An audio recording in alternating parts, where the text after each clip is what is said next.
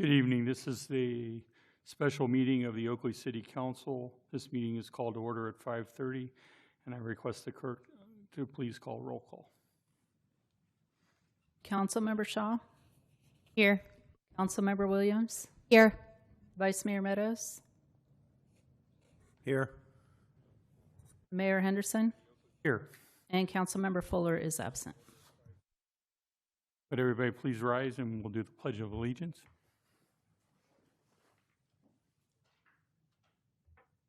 I pledge allegiance to the flag of the United States of America and to the republic for which it stands, one nation, under God, indivisible, with liberty and justice for all.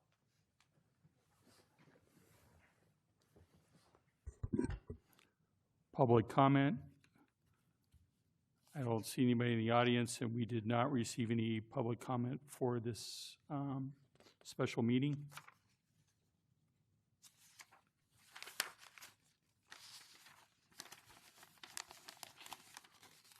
We'll move to closed session. Anticipated litigation. Initiate litigation pursuant to paragraph 4, subsection D of section 5495, 6.9, one potential case. Once we're done with closed session, we'll adjourn until the regular meeting at 6:30. Thank you.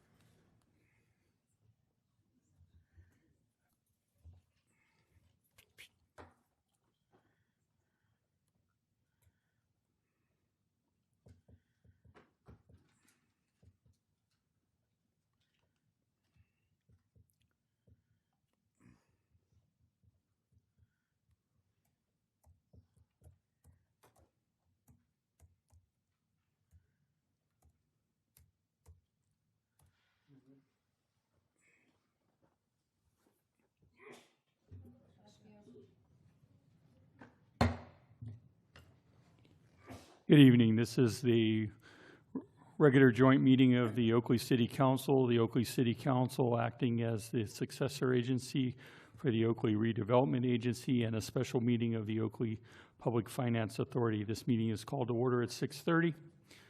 If the clerk could please call roll. Councilmember Fuller? Here. Councilmember Shaw? Here. Councilmember Williams? Here. Vice Mayor Meadows? Here. Mayor Henderson? Here. Item 1.2, the Pledge of Allegiance. If everybody could please stand and join me with the Pledge of Allegiance.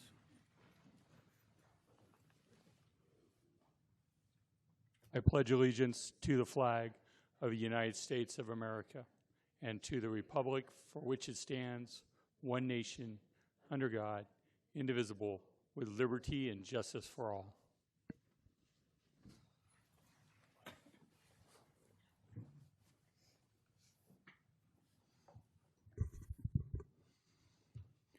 Item 1.3, recognition of May 3rd through May 9th, 2026 as Municipal Clerk Week. I'm going to ask our city clerk to meet me up in front of the podium, and if our assistant city manager could read the proclamation as I'm walking down. Whereas the office of the professional municipal clerk, a time-honored and vital part of local government, exists throughout the world, and whereas the office of the professional municipal clerk is the oldest among public servants And whereas the Office of the Professional Municipal Clerk provides the professional link between the citizens, the local governing bodies, and agencies of government at other levels. And whereas professional municipal clerks have pledged to be ever mindful of their neutrality and impartiality, rendering equal service to all. And whereas the professional municipal clerk serves as the information center on functions of local government and community. And whereas professional municipal clerks continually strive to improve the administration of the affairs of the Office of the Professional Municipal Clerk through participation in education, programs, seminars, workshops, and the annual meetings of their state, provincial, county, and international professional organizations. And whereas it is most appropriate that we recognize the accomplishments of the Office of the Professional Municipal Clerk.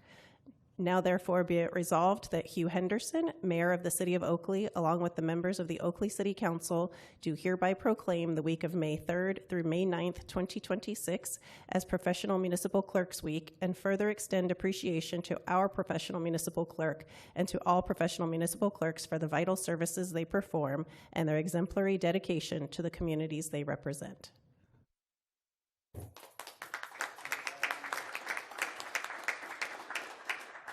And to add on to that, Kim, you keep us in line. You make sure that we have everything necessary for our meetings and everything, and we can't thank you enough for all the hard work you do.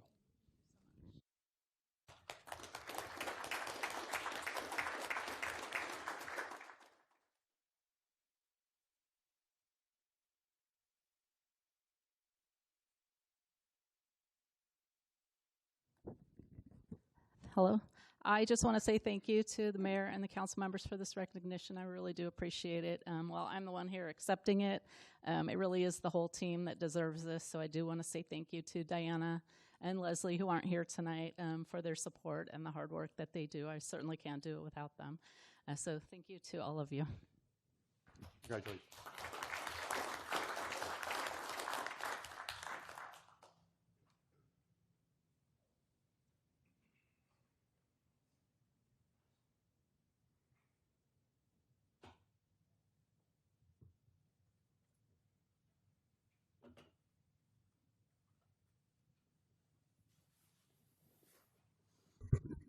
Item 1.4, Contra Costa Fire Protection District Update. And tonight that'll be presented by Chief Burris.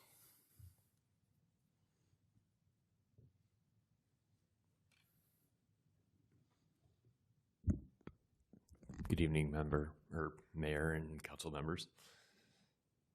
Just make sure I have this down. Okay. All right. This will be somewhat of a recap of some 2025 events and statistics, and then what's going on or what we're looking forward to later on this year into 2026. I believe the last time I was here presenting to you was in fall, so it's been a little bit. Some 2025 accomplishments. I know last time I was here, I spoke about the Rodeo Hercules annexation. That was pretty fresh at the time. It seems, in the distant past at this moment, they're fully integrated, and that was our third annexation, as you obviously know, from East County to Pinole to Rodeo, and I think that will be the last for some time. But they're fully integrated into the full county and the district. We got a new district website that I'll have some QR codes here at the end that'll be relevant, and take you to some pages if you're interested more for the fire prevention, and you can see what the new website has to offer. We graduated a fire academy of 61, and we finished putting some of our current employees through Contra Costa College's paramedic program. We had a partnership with them, assisting with building that program back up. It's our only paramedic school in our county, and we put 24 of our current employees through over the last couple years, and they're finishing up right now as we speak. The communication center, that's been a long remodel process. That is completed structurally. It was supposed to be opened now, but as major construction projects tend to be, it's been delayed. A big part of that delay is getting all the communication and technology into the building, and as you know, that has to be a switch with 911 calls going from 1 minute here to the next minute over there. It's a lot of planning, and it's been delayed, but we believe it is opening the first week of June, and it's very nice and it's much needed. Station 94 had their groundbreaking ceremony, and we are expecting to move a crew in there in Brentwood later on this year. Coming up in 2026, I'm not sure if everyone knows, but we had our own hazmat program, and County Health had a larger hazmat program. That hazmat program is now coming under the fire district, and we will be taking over control of that hazmat, having one large county hazmat division. 90 and 94 in Brentwood, like I spoke about, are in the process of being built. I don't think I don't think 90 will be up and staffed until the next year, but that groundbreaking and building is coming up this year. We have 2 new traffic safety units. Not a lot of freeway here in Oakley, but some along 4 there that we're running into a problem with having vehicles hit our fire engines on the freeway. So some of the best practices that we've found out looking into that throughout the country is actual traffic units with different colored lights that are more visible than just a fire blocking unit or CHP or flares. So we're bringing those on and staffing those for safety for the public and our firefighters. I spoke about the helicopter. It kind of came on late last wildland season, but we're going to have a full season of them. That contract starts next week.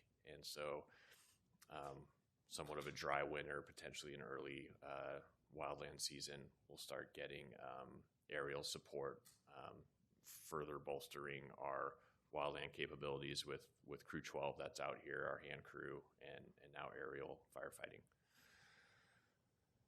Here's the district as a whole for 2025. I'm the EMS chief, and EMS still seems to hold pretty strong with 8% of the call volume.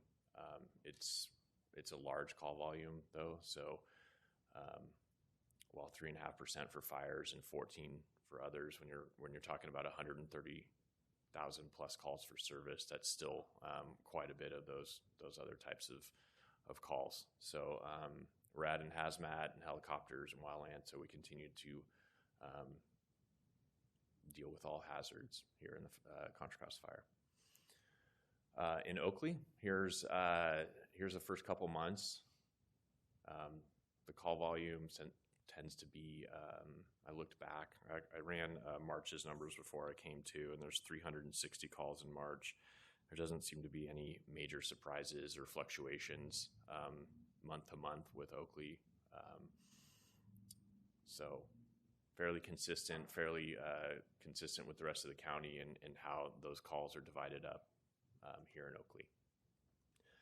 There's a few significant incidents in Oakley. In last month in March, there were a couple structure fires. The one on Quicksilver Court, it was interesting. Was a vehicle that started in the garage and then spread throughout the house. So there were belongings in the vehicle. It was determined that caught the vehicle on fire. Then inside the garage started that and had extension.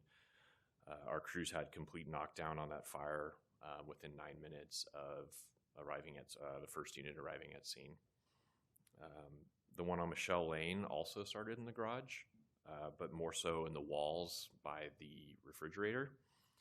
And that was knocked down within 8 minutes of our first arriving unit. So a couple of fires that started in the garage and extended into attics and other parts of the house. So for the public here, having smoke detectors and some of those devices in the garage where we see a lot of fire starts is important. So wildfire preparedness, that's this type of year. Oakley's in a very favorable location when it comes to wildfire. So some of that home hardening and all that new state fire marshal stuff isn't applying a lot to the citizens of Oakley or at all. It's still good to have an evacuation plan, houses and as we saw last year towards the freeway with the junkyard, and I wouldn't call it junkyard, but storage yard that caught on fire on a windy day. How that fire can blow from house to house, so act like a wildfire. So some of the wildfire preparedness stuff still is applicable to the citizens here in Oakley. Weed abatement, however, does still apply to some of the citizens in Oakley, and there's a QR code there that'll take you to the new website and give you some of the specifics on weed abatement criteria. It's due May 15th. Grass shouldn't be more than 3 inches for residents under 5 acres. You got 30 feet defensible space for residential buildings that are over 5 acres. And there's a contractor list on our website if citizens or anyone doesn't know how to accomplish the weed abatement on their own, because it can be physical and demanding. That is it for my prepared presentation. I'd be happy to answer any questions that I can. Thank you very much, Chief. Okay, thank you. Item 1.5, update on the Youth Advisory Council.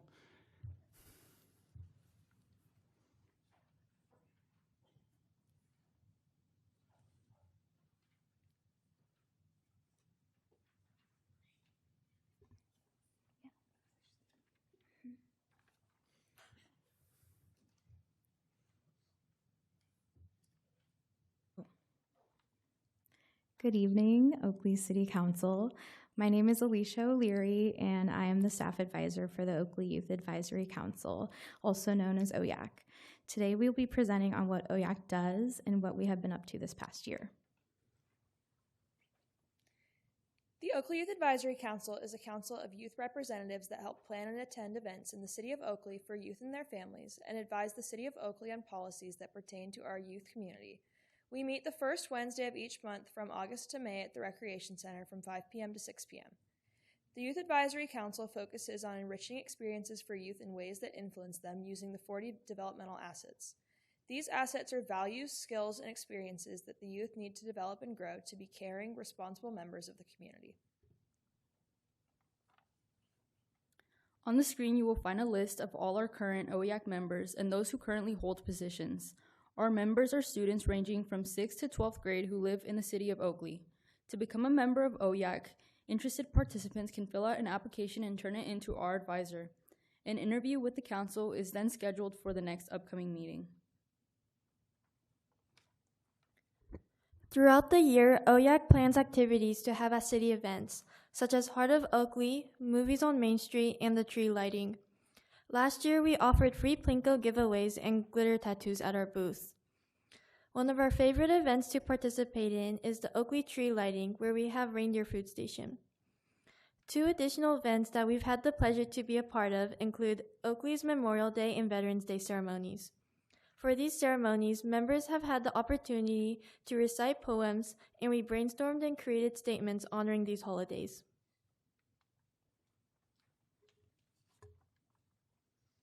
In fall 2025, we added second meeting days to hold space for event prep, member enrichment classes, and team building activities. In October, we had our first class in partnership with Split Second Response, who led a self-defense course. This event was so well received by our members that we held a second self-defense class earlier this month. In November and December, we spent time working together on leadership building activities and reflecting on the work that we had done that year. In December of 2025, the City of Oakley implemented its first annual Senior Angel Tree to help bring joy to seniors in need during the holidays. There were 31 requests, and all wishes were granted by the community within the first week of the tree being open to the public. Once all gifts were turned in at the Oakley Recreation Center, OYAC got to work on wrapping the gifts and organizing them into the routes they would be delivered. OYAC's always looking forward to hosting hands-on activities for Oakley's science programs. This year's event was Oakley's Science Day on January 31st. For For this event, we supplied the materials for participating families to create oobleck, a non-Newtonian fluid that acts both as a solid and a fluid depending on the pressure applied. OYAC provided a variety of objects that attendees could test their oobleck and help kids make hypotheses if the objects would sink or float. Since 2017, Oakley Youth Advisory Council has hosted a community talent show where participants of all ages are welcome to showcase their skills. OYAC invites local judges consisting of City of Oakley council members, school principals, and teachers of Oakley schools to award participants at the end of the show for each talent category. In 2026, Oakley's Got Talent was held on February 28th, where we had 11 local acts ranging in performances of singing, dancing, and a band showcase. This was our second year enhancing the event by including an art competition that brought in 22 submissions of artwork from local artists. We strongly believe in giving back to our community. In 2026, our council held donation drives for food banks, Contra Costa, and Salona County. We had an online website where donations could be made to friends, family, community members. We raised over $300 at the annual Oakley's Got Talent event. This fundraiser provided over 800 meals for the local residents in need throughout Contra Costa and Salona County.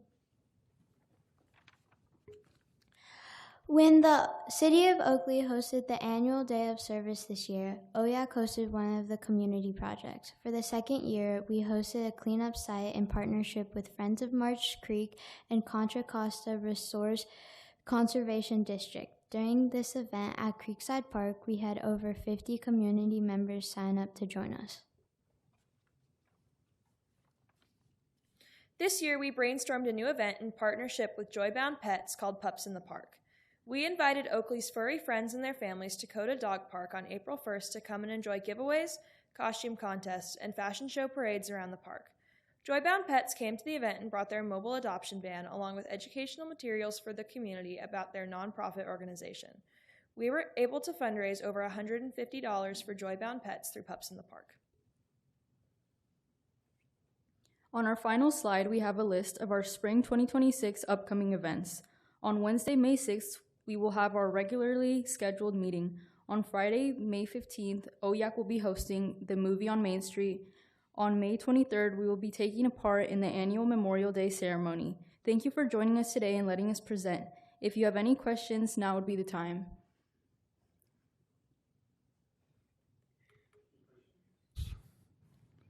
Thank you guys so much, and thank you for everything you do for the community. Thank you. Can we get a picture? Is that fine?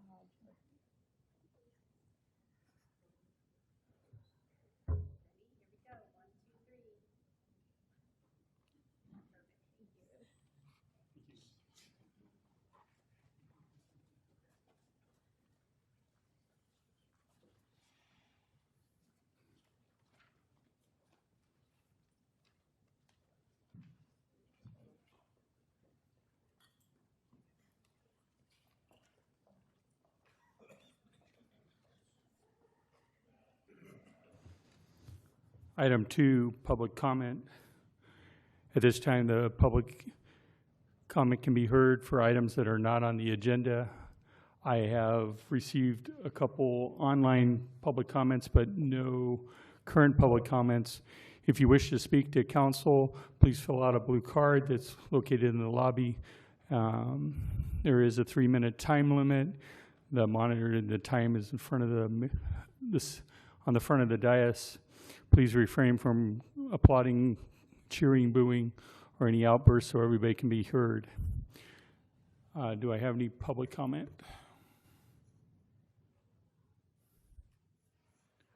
Seeing none, we'll close public comment. We'll move to item 3, council members' comments. Councilmember Fuller. Yes, thank you, Mayor.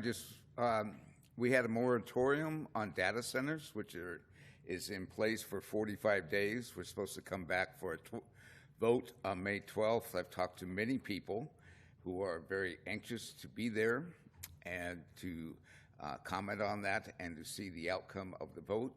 I want to say that you need to remember Mr. Cole said we would be May 12th. Mr. Cole was very emphatic.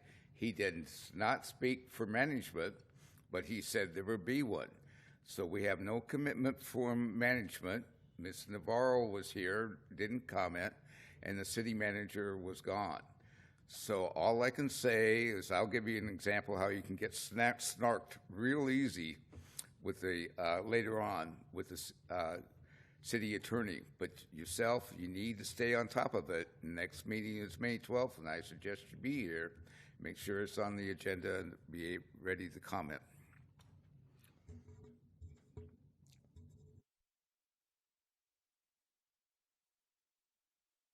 Seeing no further council members' comment, we'll move to the consent calendar. Are there any items that wish to be pulled? Yes, 4.1 and 4.8. 4.4, 4.5, 4.6. So we have 4.1, 4.4, 4.5, 4.6, and 4.8. I'll move the remainder. Second. We have a first and a second on the remainder. Call for a roll call vote. Councilmember Fuller? Aye. Councilmember Shaw? Yes. Councilmember Williams? Yes. Vice Mayor Meadows? Yes. Mayor Henderson? Yes. The motion passes 5-0. 4.1, Councilmember Fuller. Yes, the same one. I know we have something on there, maybe a hybrid or whatever, but we just aren't. I don't know. Bart had many things to say and had put out much material and involves a tax vote coming up in November that he wanted to come apart, and all we know is he spoke. So it's just too brief for me, so I will vote no. I move approval of 4.1. Second. We have a first and a second on 4.1. Can I have a roll call vote, please? Councilmember Fuller? No. Councilmember Shaw? Yes. Councilmember Williams? Yes. Vice Mayor Meadows? Yes. Mayor Henderson? Aye. Motion passes 4-1. 4.4, Councilmember Williams. I only pulled this because I would like to thank our trustee Krieg for his continuing service. That's what it's called, trustee, right? I think so. For his continuing service. I don't know how many people are as passionate about mosquitoes and vector control as you are, and I'm very, very grateful that you would like to be reappointed. So with that, I will move approval of this item. Second. We have a first and a second. A roll call vote, please. Councilmember Fuller? Aye. Councilmember Shaw? Yes. Councilmember Williams? Yes. Vice Mayor Meadows? Yes. Mayor Henderson? Yes. The motion passes 5-0. 4.5, Councilmember Williams. I think we can do 4.5 and 4.6 together. I just wanted to point out that we are doing some improvements to some parks that have had kind of a long wait line. So for those who don't have the agenda in front of them, it's the Magnolia Park Playground and also the Novarina Park Playground expansion and resurfacing project. So I just wanted to say thank you for giving attention to these parks, and I just wanted people to be aware that those two updates are happening. So with that, I will move approval of both of those items. Second. We have a first and a second on 4.5 and 4.6. Call for a roll call vote. Councilmember Fuller, Aye. Councilmember Shaw, Yes. Councilmember Williams, Yes. Vice Mayor Meadows. Yes. Mayor Henderson. Aye. The motion passes 5-0. 4.8, Councilmember Fuller. Yes, thank you very much. This one, I'm hoping Mr. Cole or our engineer or Mr. McMurray can translate this to a simpler language. And going through it, I see the T word, tax, a lot. I see the SW initials, stormwater, and I also see drains, but I'm not quite sure who's getting taxed, where and what for, and what they will receive for that tax. This is a pretty standard agreement with any development project that the owner agrees to maintain the stormwater management facilities that they will be constructing, and the exhibit outlines where those facilities are constructed and the responsibilities of the property owner, not only to maintain the landscaping on site, but the landscaping within the public right-of-way. Well, thank you very much. And it's standard, and I may have missed it in all the years I've been coming to council meetings, but who is getting taxed? Who will pay the tax? And what do they benefit from that in terms of stormwater drainage? The property owner pays the assessment, and they get the benefit of complying with the NPDES permit. That is a condition of approval of their development. Does something happen with that?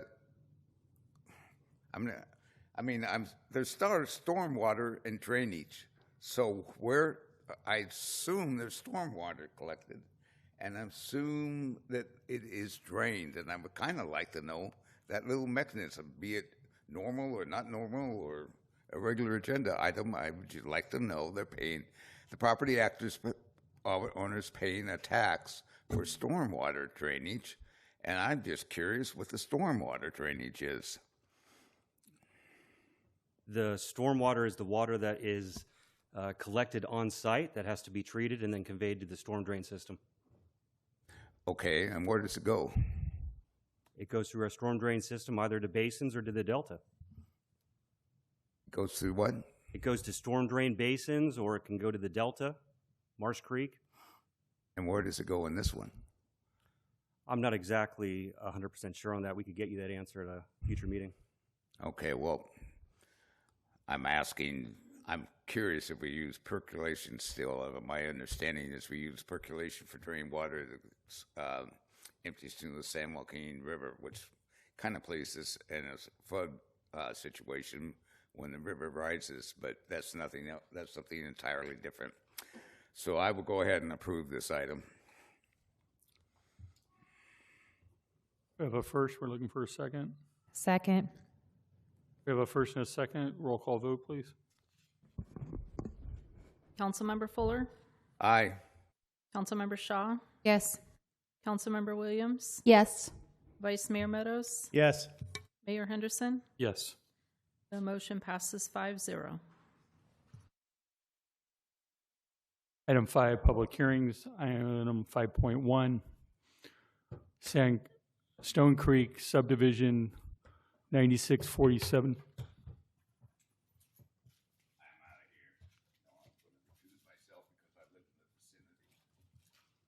Okay, we'll let Councilmember Fuller recuse himself, and then we'll get started.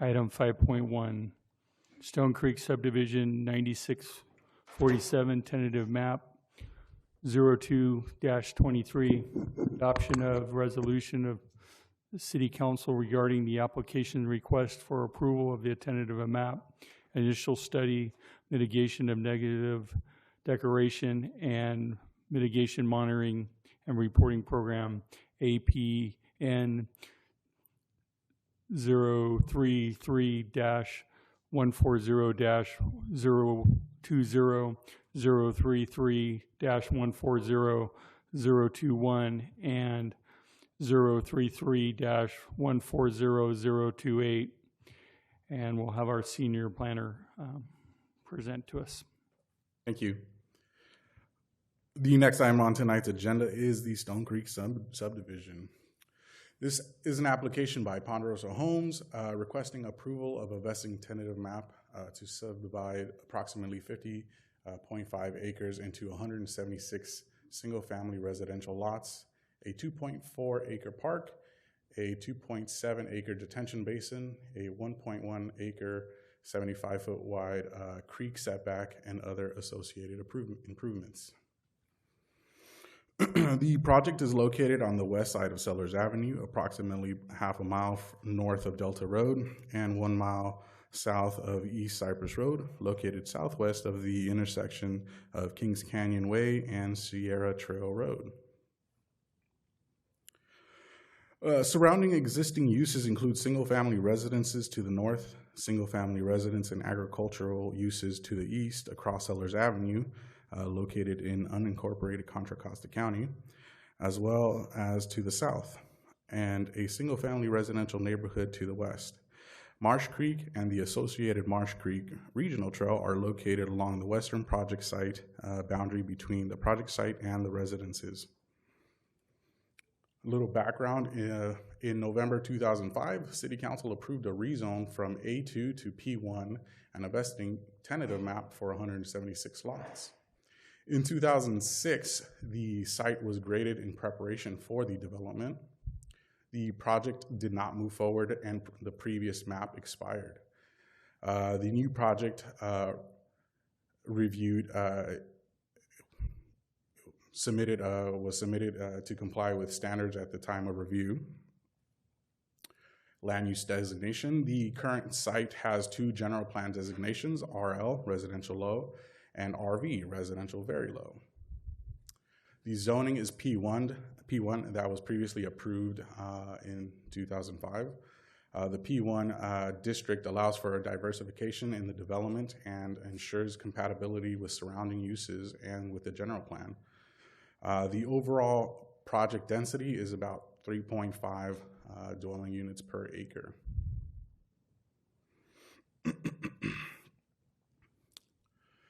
The tentative map will, as mentioned previously, subdivide the 50.5 acres into 176 single-family residences. Vehicular access will be off of Sellers Avenue and Oakley Road, Teton Road, and Kings Canyon Way. Minimum lot sizes are approximately 6,000 square feet and 7,500 square feet. The park proposed will be joined with the existing dedicated park plan to the north, then improved as one park by the project developer. The applicant also proposes Sellers Avenue dedication and improvements. The tentative map, the site is physically suitable for the project. It's similar to surrounding residentially developed projects. The subdivision is not expected to result in any serious public health problems, and public improvements are proposed and conditioned which will benefit the public and surrounding properties. Site access, circulation, landscaping, utilities, frontage improvements are provided, and similar to those in the surrounding subdivisions. So what's different, what's new since 2005? This slide also points out some notes that we wanted to bring to your attention. So Sellers Avenue has been improved since the original approval. The developer is proposing to build the park on site. There is improved connectivity to the existing neighborhood and future developments, if they ever do come. There's improved infrastructure. The developer is to receive dedication credits. Additionally, there aren't any homes proposed as part of this project. Therefore, we do not know any price points for the project at this time. An initial study was prepared for this project pursuant to CEQA. The ISM&D was prepared by Rainey Planning and Management, and NOI was posted for public review from October 7th, 2024 through November 5th, 2024. A recirculated M&D was produced to address vehicles mile traveled. And then the NOI for the recirculated M&D was posted for public review from September 25th, 2025 through October 15th, 2025. Since then, the M&D errata was included to address comments received on a plugged dry well located on the project site. The CEQA analysis found that 7 of the 21 impact categories required mitigation to reduce potential impacts to less than significant. The NOI and ISM&D are attachments to the staff report, and all proposed mitigation measures are summarized in the MMRP as Exhibit A to the proposed resolution. This project is located within the Habitat Conservation Plan or the Natural Community Conservation Plan, HCP. Members of the HCP include cities such as the city of Brentwood, Clayton, Oakley, and Pittsburgh, and the Contra Costa County. The plan allows for efficient compliance with California and federal Endangered Species Act. This project will pay a little bit over $1 million in HCP fees per current impact fee amounts. As such, staff is recommending the City Council adopt the proposed resolution approving the Stone Creek subdivision and adopt the ISM&D and the MMRP as conditioned. Thank you. I would like to point out that the applicant team is here as well for any questions. Questions of staff?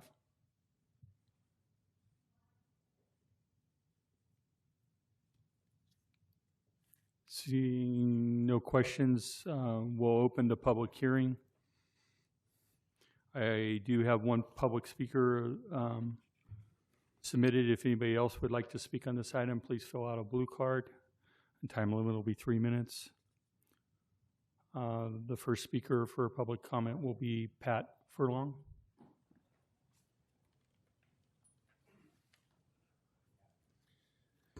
Hello. Thank you, council members, mayor, and vice mayor. So my property butts up on the south side of this project. Probably have about 500 to 600 feet of fence line on this. One of my concerns is the fence line.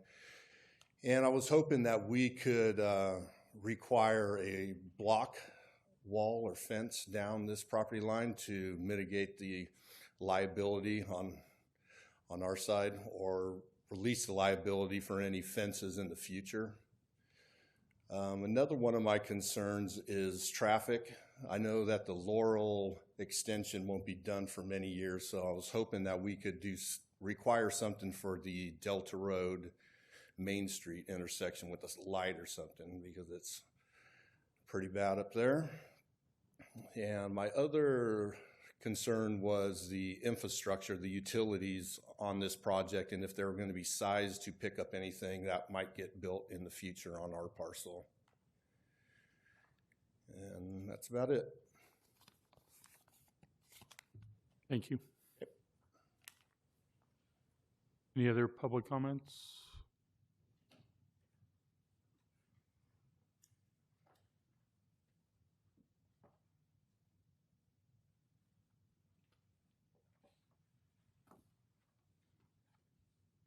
Jeff Deere.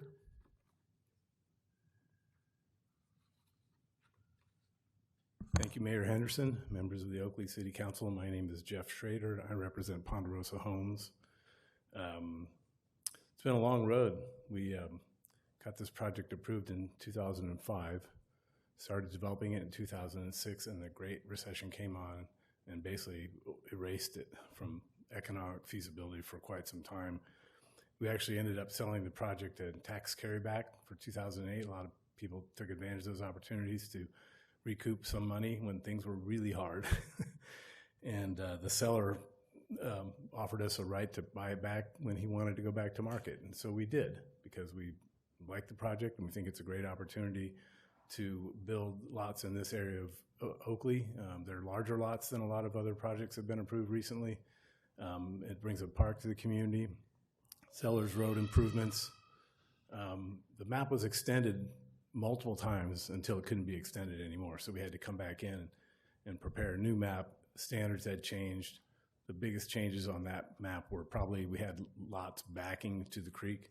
So now we have a 75-foot setback to the creek, and that changed the whole layout of the subdivision.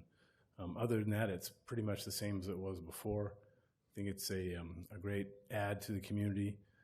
Pretty much when we got this project entitled, there were no houses adjacent to us. Obviously, they got developed over the time. The original park was moved, so it's all one kind of rectangle now on our site, plus a portion of the other property that the city took from the other developer and swapped the land location. But other than that, we're looking forward to bringing this back to the market. It's been tough again recently, but I think it's going to improve next year, and we hope to see construction out there next year. I'm here to answer any questions you may have. Thank you. Any additional public comment? I'll close public comment. That was the applicant that just spoke. Did you have anything additional from your team that wanted to speak? Okay. And we'll close the public hearing and we'll move it over to council deliberation.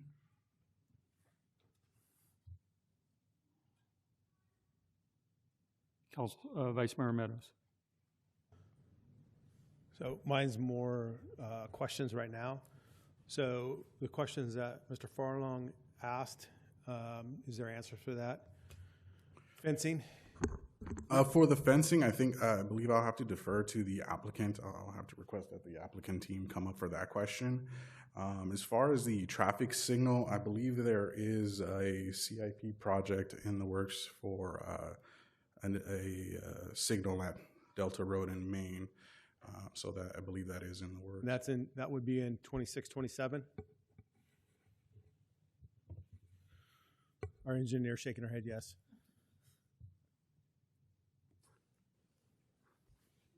Would you like the applicant to come up for that question, or do you want to wait till then? And then are there utilities stubbed to the streets to the north and south?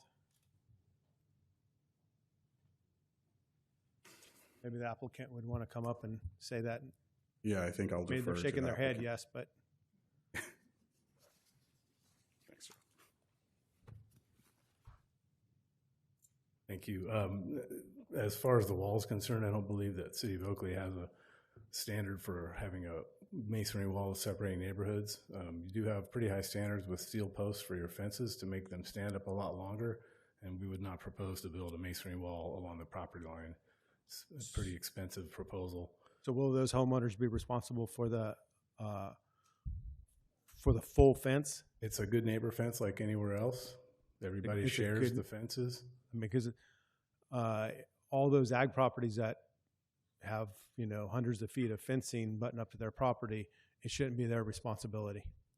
No, wherever we're adjacent, if you look at the map, all the lots back up to lots and the streets connect to the streets.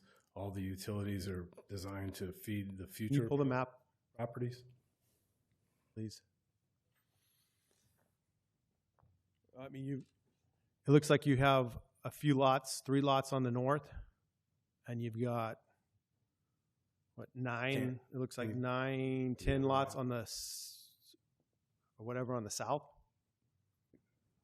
And actually, you've got lots on those 2 squares also.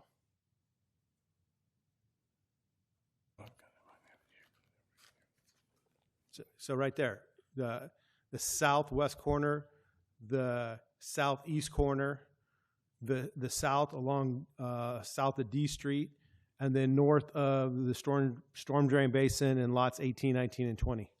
Well, on the south side, that's like any other situation where the lots that were built next to us all have wood fences. So we're backing up to existing wood fences now that were built previously. You're not backing up to wood fences. There's nothing on the south side. I'm talking about the north side. So it's okay, just, on the north side, lots 18, 19, and 20 don't. Right? Yeah. So I don't know where there's okay, that's just another lot though that's there. That's not it's a 1 acre lot that those lots back up to. And then there's a It's subdivision. like more than 1 acre. It might be a little more than one. Are you saying you want us to put a wall up there? I'm just, what I'm saying is a wall, or if you're putting up the wood fence per our standards, that your buyers are responsible for the maintenance of those fences. For those 3 lots, I guess that's typically not the standard. That's a residential lot. So when lots back up to lots, the fences are always shared. It's not a residential lot. It's acreage. And you've got acreage on the south too. And you got the 2 squares, and you've got the 2 parcels to the south of your D Street. And those are, one of them's zoned general plan. I believe they're both general plan for residential use, so they could be developed in the future. Okay, never mind. I'll ask our staff. I wasn't aware. Don't worry about it. I'll ask our staff. So can we condition it that any buyers are responsible for the full maintenance of those fences along those property lines? Hi there. Good evening, Mayor, Vice Mayor, members of the council. Just wanted to jump in here. I also have some history on this project. So one solution could be potentially to have the good neighbor fence with steel posts built completely on the new lots and not be a good neighbor fence. That could be one solution. The city standards for walls and fences, we do have standards for building walls. That's usually between commercial and residential property. As for the properties that were pointed out on the north side, those 3 lots on the north, it's probably not clear on this, but that is a recently approved tentative map as well on the north. So that may not be as big of a concern in the future. I think there's... Okay, then that would make sense. I understand that. So yeah, for the then I south, would just be talking about the 4 parcels on the south that about this property. Yeah, so those are designated residential. There's potential they could be subdivided. We currently have no applications for those, so they would be as existing. And that would be the solution if a wall is not feasible due to cost constraints, whatever, is that the fence be completely put on the subdivision side of the property line, abutting the property line. And that could be put into any buyer disclosures? It depends on how you want to condition that. Staff could add a condition that statement is included, along with some of the other statements that are in the standard conditions. Perfect. Thank you. Thank you. If I address that really quickly? I don't have a problem with that, but it does create a situation where in the future when those properties are subdivided, then you're going to have people butting fences up against fences, or only being responsible for the one neighbor being responsible for the fence and not the other. So that's the only difference. I understand. My point is, and up north, that makes sense if you're going up against standard residential lots. These 4 parcels below, why are they responsible for hundreds of feet of your fencing? There was never any fencing there before. Now you're going to go build the homes, and you're going to be gone. And then in 5-10 years, when those fences need maintenance, now all these 4 neighbors are going to have to take care of fences that you built. I hear you. And you're gone. We do on the steel post, which is your standard, which I think makes them last a lot longer. Those 2 properties are potentially going to be added to the subdivision in the future. One of the property owners has contacted me recently, but it's a future thing. I get it. Well, and if that's the case, then you don't have to do it. Right.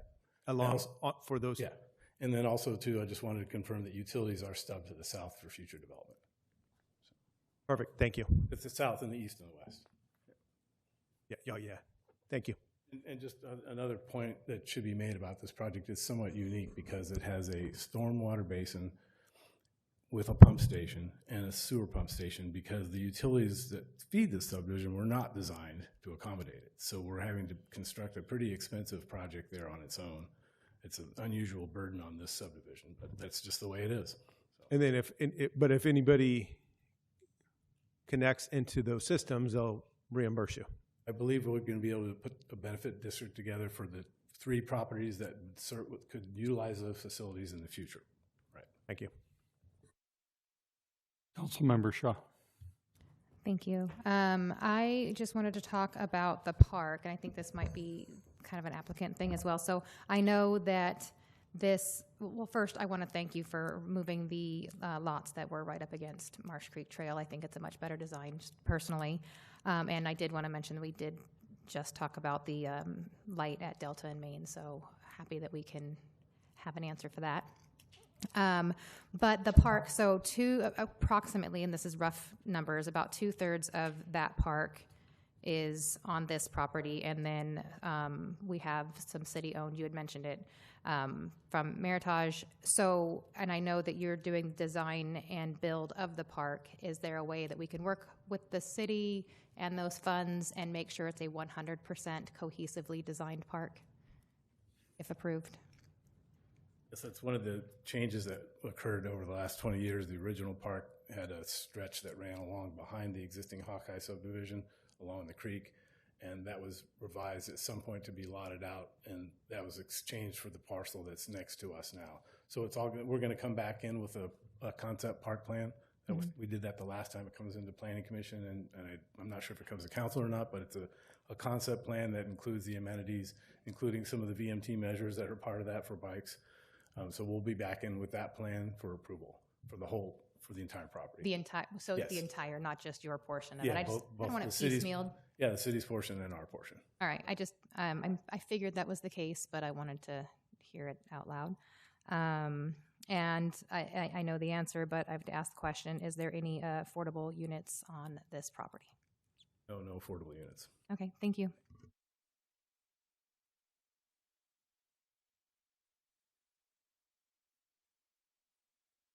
Further questions of council or further discussion?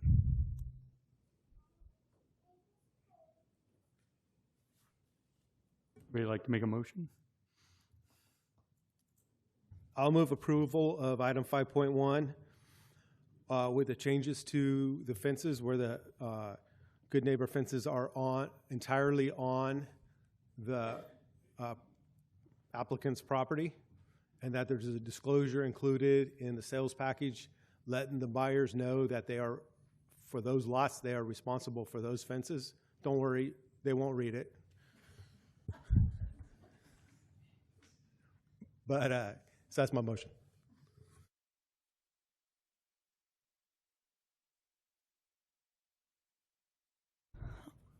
I'll second this one. Right, With everything that Vice Mayor Meadows said, please. Okay, so we have a first and a second. Any further discussion? With not, I'll call for a roll call vote. Councilmember Shaw, Yes. Councilmember Williams, Yes. Vice Mayor Meadows, Yes. Mayor Henderson. Yes.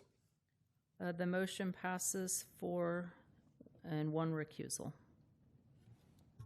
Okay, we'll get Councilmember Fuller back, and then we'll go to the next item.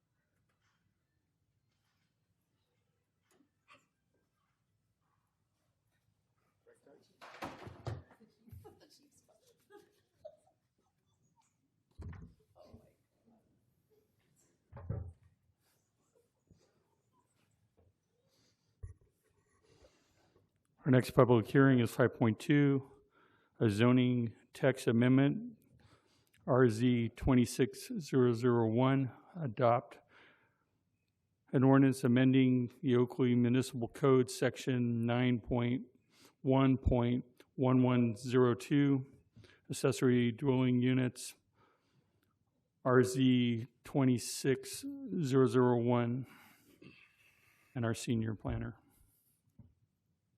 Thank you again, and good evening, Mayor, Vice Mayor, and council members. Again, the next item on tonight's agenda is the zoning text amendments related to accessory dwelling units. This is a city-initiated application requesting approval of a rezoning to repeal certain sections of the Oakley Municipal Code, 9.1.1102, titled Accessory Dwelling Units, which consist of Oakley's local regulations related to ADUs, and replace them with the adoption of the state's ADU law by reference. And that would be Government Code Sections 66.310 through 66.342. Little background. California continues to enact legislation to increase housing production and streamline local land use regulations. Cities are required to make corresponding updates to their general plans and zoning ordinances to remain in compliance. During the 2025 California legislative session and in prior years, several bills were signed into law to address ADU size, the number of ADUs, impact fees, and permitting timelines.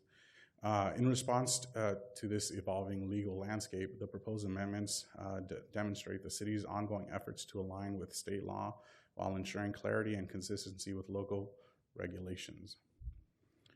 A little more in depth, Oakley Municipal Code Section 9.1 1102 was originally adopted February 14, 2017, with the last update being May 12, 2020. Since 2020, several updates have been made to state law that have not been codified in the Oakley Municipal Code. However, the city has continually implemented state laws that have not been codified.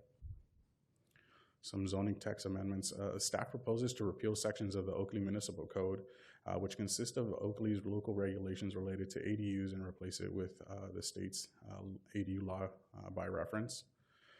The draft ordinance also acknowledges future state law amendments may occur. As the legislature continues to amend and or refine state ADU law, the Oakley Municipal Code would remain consistent with state law, and zoning text amendments for ADUs would not be necessary. While not required by legislative changes, the Oakley Municipal Code currently has regulations that will carry over into the new ADU ordinance. Standards such as development standards. State law allows cities to apply objective development and design standards. The standards the city of Oakley has chosen to keep is language related to ADU size, limiting maximum size of 1,200 square feet for units on estate lots, Zone P1, R15, R20, R40, or AL, and at least 15,000 square feet in size. ADUs located in other zoning districts where they are permitted will comply with ADU state law. In addition to size limitation in compliance with ADU state law, standards for garage size limitations are carried over in the new ordinance. Occupancy, and in addition to size limitations, one occupancy requirement will be kept, requiring that ADU/ADUs be rented for no less than 30 days, essentially not allowing them to become short-term rentals. On February 3rd, 2026, a public hearing on the ADU zoning text amendments was held by the Planning Commission at their regularly scheduled meeting. Planning Commission asked clarifying questions related to a public comment letter received by staff on the day of the public hearing. Staff stated that they would work with the city attorney to address the public comment letter. And as such, Planning Commission adopted the resolution recommending the City Council adopt the resolution approving the ADU zoning text amendments. The proposed ordinance is exempt from CEQA pursuant to CEQA guidelines, section 15061B3, the common sense exemption. The proposed ordinance would only establish and clarify administrative processes and would not facilitate new construction or other groundbreaking activities. There is no potential to result in either a direct physical change to the environment or reasonably foreseeable indirect physical change to the environment. None of the circumstances described in CEQA guidelines section 15300.2 apply. As such, staff recommends the City Council introduce the proposed ordinance amending the Oakley Municipal Code, repealing sections of the Oakley Municipal Code, Section 9.1.1102, and replace it with the adoption of the state's ADU law by reference, Government Code Section 66310 through 66342, and finding that the action is exempt from CEQA pursuant to CEQA guidelines, Section 15061B3. Thank you. Questions of staff? Councilmember Williams. So this maybe is not really in reference to this exact thing, but just a question to think about. Maybe city attorney might be the person. So when we default to things like this, are we giving up any more of our local control? That's just state. I know we have to follow state laws, obviously.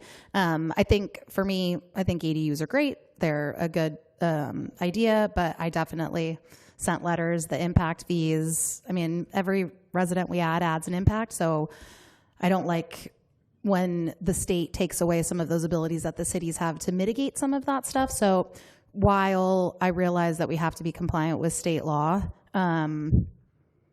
is there something to be said for losing local control by changing our zoning, even if we do have to comply with state law anyway? I know there's amendments that have to come, so it's just sort of a question about how we can exert control when we're defaulting to state law and everything. Well, we're trying to get as much control as we can, which is very little. So we're trying to address some local situations here as best we can. I mean, I do think the ordinance gives us a little bit of flexibility.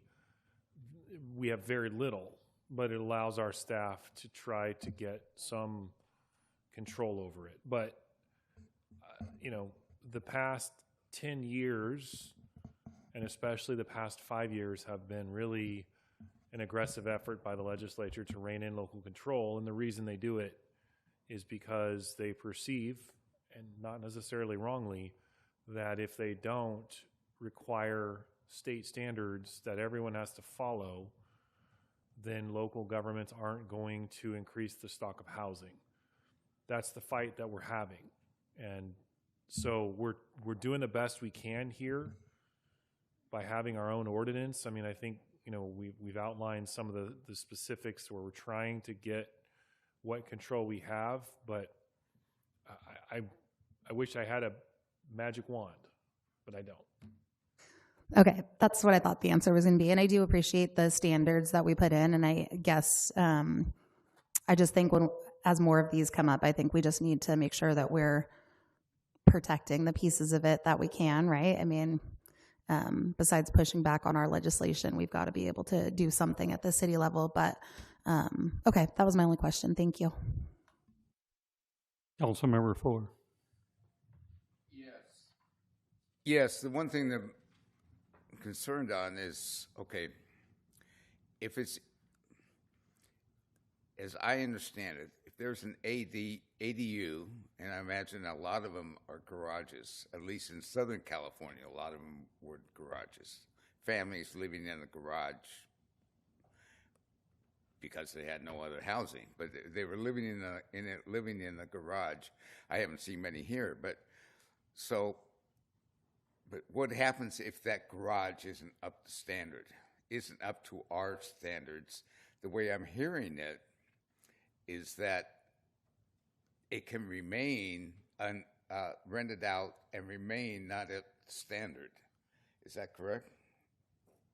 Well, when we receive a building permit application for the conversion of a garage, or what's commonly known as a junior accessory dwelling unit, that structure does go through the same permitting process that any other building permit would go through. So our building inspectors and building division does review the plans, and our inspectors are out there ensuring that the conversion is up to current code requirements.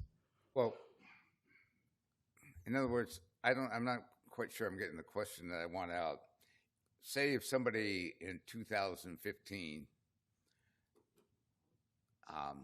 converted their garage, one-car garage, converted it and put a family of 5 to live in there, and they paid their rent and went through, and then other families moved and they moved in. So now we arrive in 2026, and the garage is still in the same shape, in the same parameters, and the person's still renting it out, even though health-wise or otherwise, it may not be the best location for a family. But can they continue on just like they were? Maybe I can.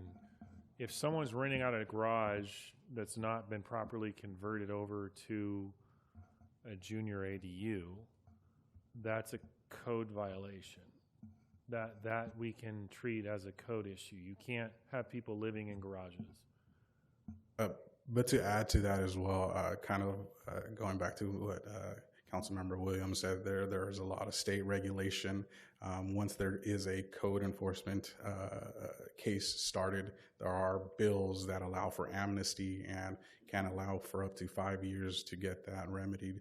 So yes, there is an enforcement leg we have, but there are also state regulations that allow for them to have some time.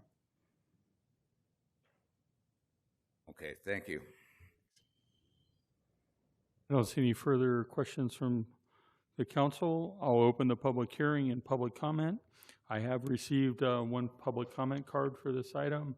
Rochelle Garcia.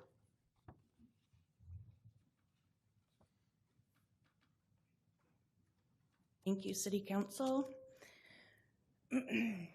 I'm currently struggling to get housing for my daughter and her family. I was denied a permit for an ADU at my home on Neroli near Main Street because of the rezoning to light industrial in the early 2000s. The Oakley zoning code does not allow legal non-conforming homes to have ADUs. And since City Council is amending the zoning ordinance for ADUs, I would like to advocate for the council to add a line to the code allowing legal non-conforming homes to have ADUs, just like other homes in town.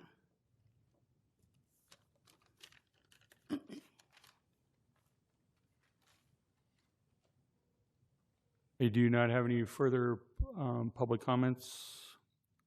There were no online public comments for this, so I will close public comment and bring it back to council for deliberation.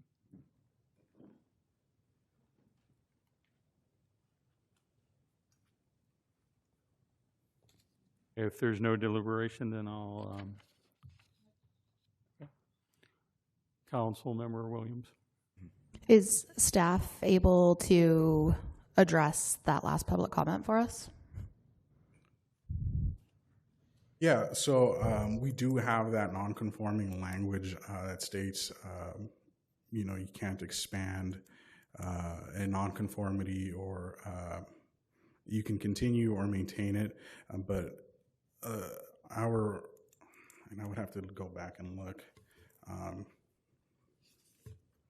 to see the code reference, but we are limited in what we can add and change in this context. I think changing the nonconformity would involve a lot bigger task than what we have here in front of us today.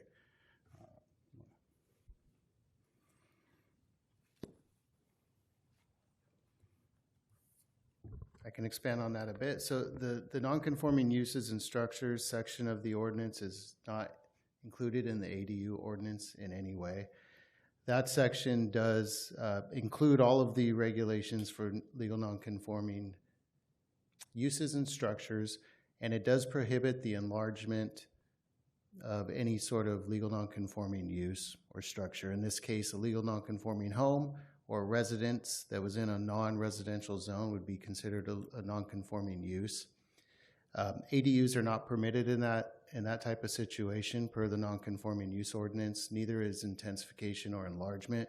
The sole purpose of the nonconforming use section of the code is to eventually have those properties brought into compliance with the underlying zoning and general plan. So the code is written in a way where it makes it quite difficult to, even if you were to have a home, to add on a room or to enlarge the square footage of the home. You can build a backyard shed or something of that nature for tools, but it is quite strict. Again, it is a different section of the code. I would say that if the council were to ever have an interest in something like that, it'd be handled separately from the ADU ordinance, and language could specifically be put in that code to address that issue. Thank you. Councilmember Fuller. My biggest concern is the proliferation of ADUs. I'm not against necessarily ADUs, but we've gone to the point where, I'll be honest, in my backyard, I might get sued by my colleagues, but in my backyard, I've got enough room to build maybe a couple of ADUs. So if I build them, from what I understand, I can actually transfer the title of the property over to them, and they can live there with their own address. Basically, their own home. So way I've been reading it, you can go, if you got enough room, you can go up to 5 ADUs in the backyard.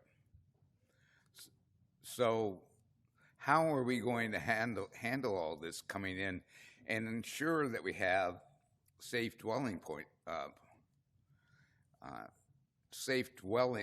and adequate housing that's safe, especially in the backyard where you have to transgress private property of another person to get in to inspect them?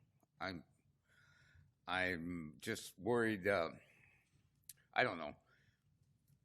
Another way to look at it, my grandmother in the middle 1950s, we built an ADU above the garage, and she lived there the whole time, and there was no problem. But in a beach town, that became very much desired property, and the additional dwellings began to grow. So I don't see our taxes necessarily going up to pay for this, and I don't want a number of ADUs or inadequate ones or in disrepair sitting in backyards. How are we going to make sure that we don't get to that? Maybe I'll address this. Housing has to be built to standard. So if we're going to be renovating structures to provide ADUs or putting ADUs that are new in existing lots, they're going to have to be built to code. And if people allow their units to become dilapidated such that they violate any of the property maintenance codes, those are code violations. So this is really not the issue.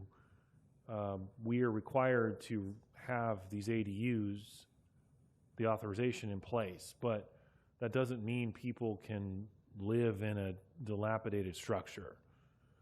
That's a code enforcement issue, and that's not been taken away. Our ability to enforce codes, building codes, plumbing codes, electrical codes, fire codes, property maintenance codes, and to require people to keep their properties up, that's not been taken away.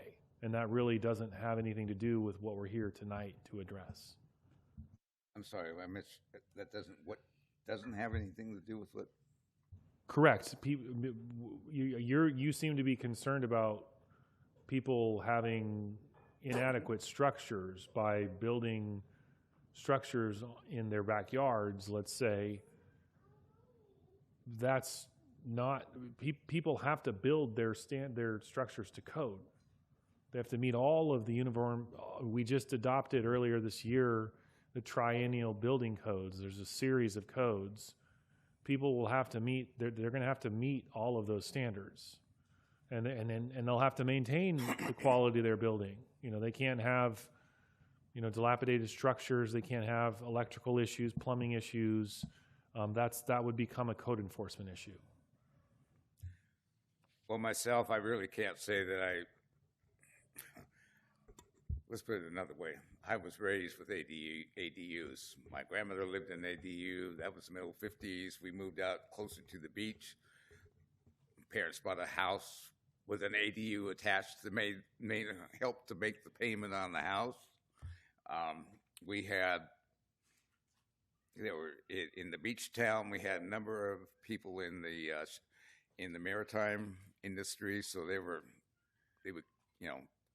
there 3 months and gone 3 months, and they used just a small place. So I can see the advantage of ADUs, but we were in the beach town, okay, and I know maybe we shouldn't consider this, but just my own vision.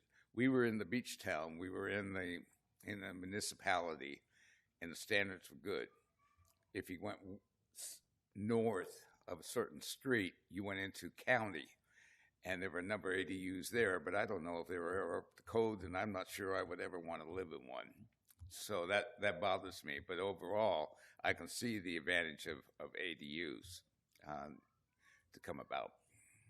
So I would favor it. Thank you. If there's not any further deliberation, I'm looking for a motion. I'll move. I'll second. So we have a first and a second. Any further deliberation? If not, I'll call for a vote. Councilmember Fuller? Aye. Councilmember Shaw? Yes. Councilmember Williams? Yes. Vice Mayor Meadows? Yes. Mayor Henderson? Yes. The motion passes 5-0. Thank you. We'll move to item 6, regular calendar, 6.1, annual report on military equipment usage in 2025, and our police chief will present to us.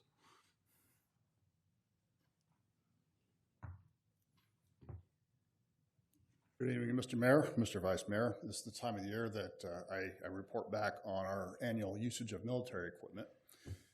As we all may recall, in 2021, the state determined that we would need to develop a policy on how we manage our military equipment, and we did that. That same Assembly Bill, AB 481, determined that we would need to have a meeting with the governing body on an annual basis, and that's what we're doing here tonight. In the state of California, there are over 12 items that qualify as military equipment. The Oakley Police Department only uses 3 of those items, and those are patrol rifles as defined by Penal Codes 30510 and 30515. We use less lethal launchers, which are 40 millimeter in diameter, and they are designed to deliver various rounds of payloads. We only use the less lethal option for those launchers. We also use unmanned aerial vehicles, commonly known as drones. In our inventory, we try to maintain a 1-to-1 ratio of rifles to officers. We are allotted 42 officers, so we do maintain 42 rifles in our inventory. We have 7 of the less lethal launchers, and we do have 5 of the drones. Last year, we hosted 4 patrol rifle training sessions where we took all of our officers out to the range, and we made sure that they were proficient and properly trained, and they could effectively qualify on their patrol rifles. We also held 6 drone training sessions last year. I would say that for next year, we may see the sessions for the patrol rifle go up a little bit because we are sending newer officers to 3-day rifle schools this year, so that would constitute additional days of rifle training. The military equipment that we used last year, it was only drones, and same as last year. We deployed our drones a minimum of 12 times, and in those 12 instances, we used our drones to seek out armed persons, missing persons, stolen vehicles. We used it on a warrant service one time where we wanted to have better safety for our officers, and so we could have a person viewing what was going on at the house before our officers approached. We had several elements of criminal activity occurring to where we used our drones. We did use the drone one time for a major traffic collision scene, and we used our drones minimally twice for event overwatches. That was for Summerfest and for the tree lighting ceremony. Last year, we did not receive any complaints or concerns related to our use of military equipment, and that has trended consistently over the past 3 years. We did do an audit of our military equipment and our compliance earlier this year, and we found that our personnel are in compliance with our policies. I am projecting to purchase 6 patrol rifles over the next year. That is because 6 of our rifles are roughly the age going back to 2004, and they have simply aged out. They have about a 15-year lifespan associated with them. I also anticipate purchasing 15,000 rounds of ammunition for those rifles. That ammunition, that 15,000 rounds will solely be for training purposes. I hit on this already, but 6 of our rifles are approaching their lifespan. The goal is to replace them during this next fiscal year. AB 481 also determines that we have to have a community meeting to discuss our military equipment. So I'm announcing in this meeting that our meeting for that purpose will be on May 21st, 2026 at 6 p.m. in this room right here. And we will run some social media to make sure that is properly advertised as well. So in conclusion, we do possess items of military equipment. We do train on them, and we do utilize them for the purposes of providing law enforcement services to the community of Oakley. And as I have seen it, all of our people are within compliance of our policies and usages for that equipment. And with that, I open myself up. Any questions? I don't see any questions. Any public comment? I do not have any public comment cards. I'll bring it back to council. Can I get a motion? We're moving approval of the report, I guess. So I move approval of the report that we were just presented by Chief Beard. Approval or acceptance? I mean, we're not really approving. The material's already there. He's reported out, which we have to do. I accept the report. Are we approving the material also? I think he has the discretion on that one. You don't have to come here with every rifle and get it approved, do you? Basically what I'm saying. So the motion is to accept the report of Chief Beard regarding our Thank you military so much for the equipment. correction. What's that? I said thank you so much for the correction. Second. We have a first and a second. Call for a roll call vote. Councilmember Fuller? Aye. Councilmember Shaw? Yes. Councilmember Williams? Yes. Vice Mayor Meadows? Yes. Mayor Henderson? Yes. The motion passes 5-0. Thank you, Chief. Thank you. Item 7, reports. 7.1, City Manager's report.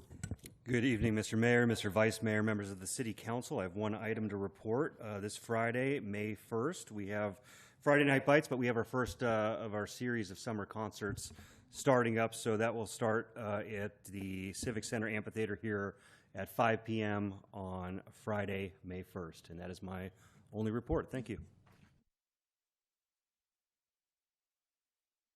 Item 7.2, reports from council members. Councilmember Fuller. Yes, I had the pleasure of going to Earth Day with Studio 55.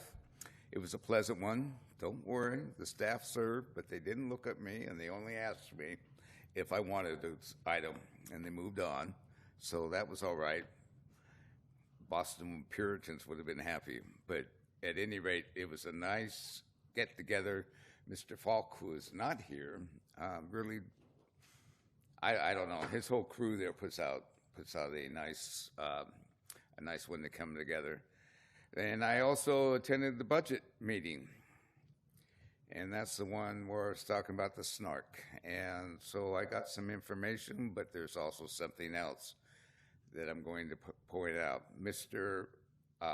Cole and I and my attorney, who I pay out of my own pocket, have been talking about accommodations.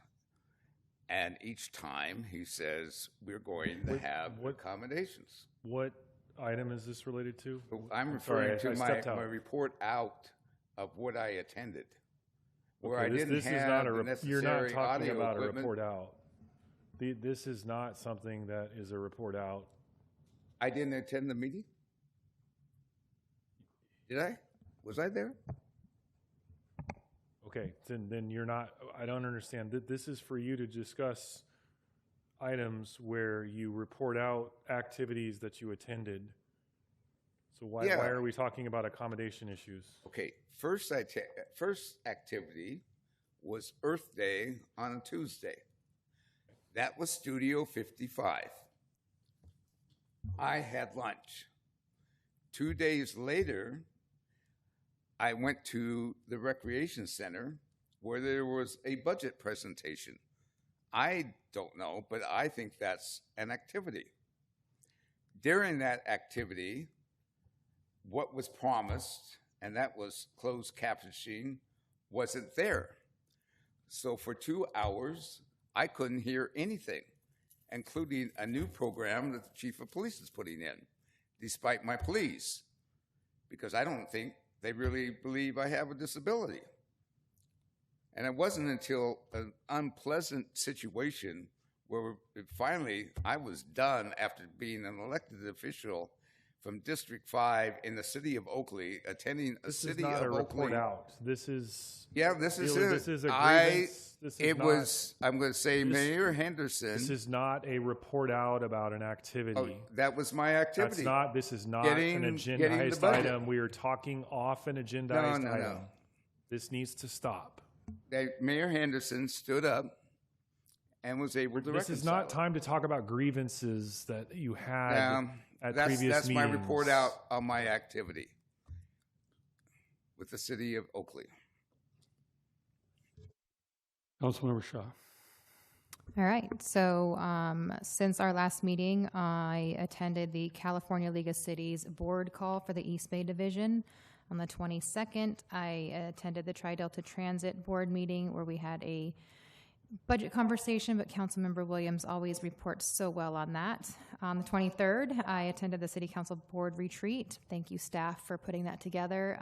It's always fun to see what you guys are going to bring to keep us on our toes and within spending limits. So really enjoy the interactive events. On the 24th, I attended the Elected Women's Luncheon. On the 25th, Oakley Day of Service. While I was late for the breakfast, I did make it to 2 of the service activities. One was building planter boxes for the seniors, and then also went to Creekside Park to help with the cleanup there. After that, I went down to Big Break Regional Park and got to meet with a couple residents that were doing an amateur ham radio operator demonstration, which was pretty cool. And then later that evening, I attended a Today Will Be Great fundraiser at Scipollini's that is from a tragedy turned into a great cause for future youth. So that is it. Councilmember Williams. All right. Since our last meeting, I attended Tri-Delta Transit. Something important to note, the President's 2027 proposed budget takes a 23%, which is $16.3 billion cut for public transit, and 82%, $2.8 billion cut for passenger rail. While that budget is not approved yet, those can all have a significant negative impact on the Tri-Delta Transit budget. We did review and approve our hazard mitigation plan, which includes incorporating the EOC as well as being included in Contra Costa County's plan. So that's nice. Oakley did it, Tri-Delta and Contra Costa. So Summer Youth Pass is the free bus pass. It's been a very successful program for us. It was piloted for a couple years. This year we were told there is no funding, but our own Supervisor Burgess and Supervisor Skill Preston each donated $20,000 in order to continue the program. So it will again be happening free for youth ages 6 to 18, no ID required. It will only apply to fixed and express routes, and it runs from June 1st to July 31st. And despite all the cuts to transportation, we do have a proposed balanced budget that we approved. From our budget retreat, which I have to echo Councilmember Shaw's words. Every time it's one of the most impactful things that we do, much better than just hearing about the budget, making us really trade off where there's money is really impactful. Some things to note that I'm sure the staff will bring forward when we're going through things. The animal control contract is going to increase significantly. And we also had to accommodate staffing and operations costs for new libraries, for our new library, Studio 55 post-Measure X funding. But I think it's important to note that the 10-year plan is a working document that has new expenditures and revenues plugged into the plan, and it still shows a positive general fund balance through 2035-36. We talked a lot about our new capital improvement projects, some very exciting ones. As those residents noted, one of them includes the light. That's very exciting. And I also attended Oakley's second annual day of service. It was an amazing day, building garden beds for Studio 55. I was not so amazing with my blood donation for Red Cross, but I did attempt. And I also attended the Today Will Be Great fundraiser at Skips, amazing organization based right here in Oakley. So that is it for my report. Vice Mayor Meadows. I'm glad I'm following Councilmember Williams now. So since our last meeting, I attended a CCTA, Contra Costa Transportation Authority Board meeting, MCE Board meeting, the budget retreat last Thursday. I attended the day of service also. I was successful in donating blood.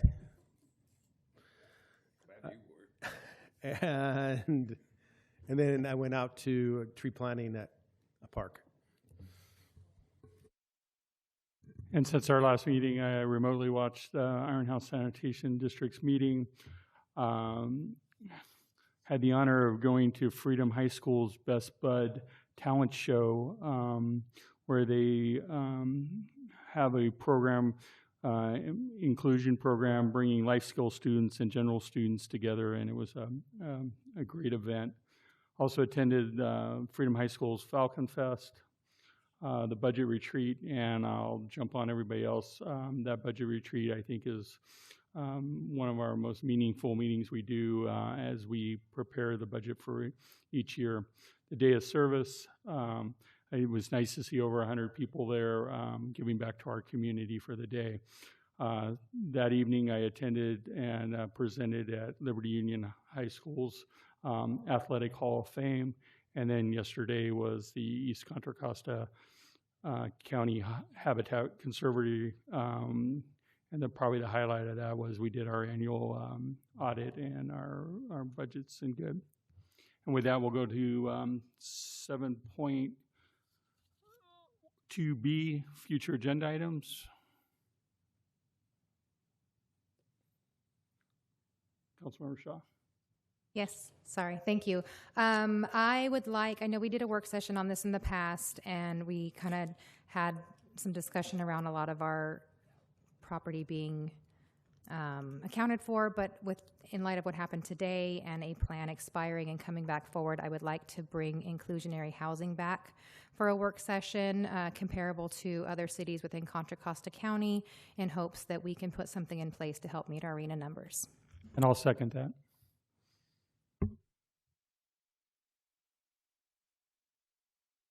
Any other future agenda items? Okay, we'll move to item 8. Let's take a 5-minute break and then we'll go into the work sessions.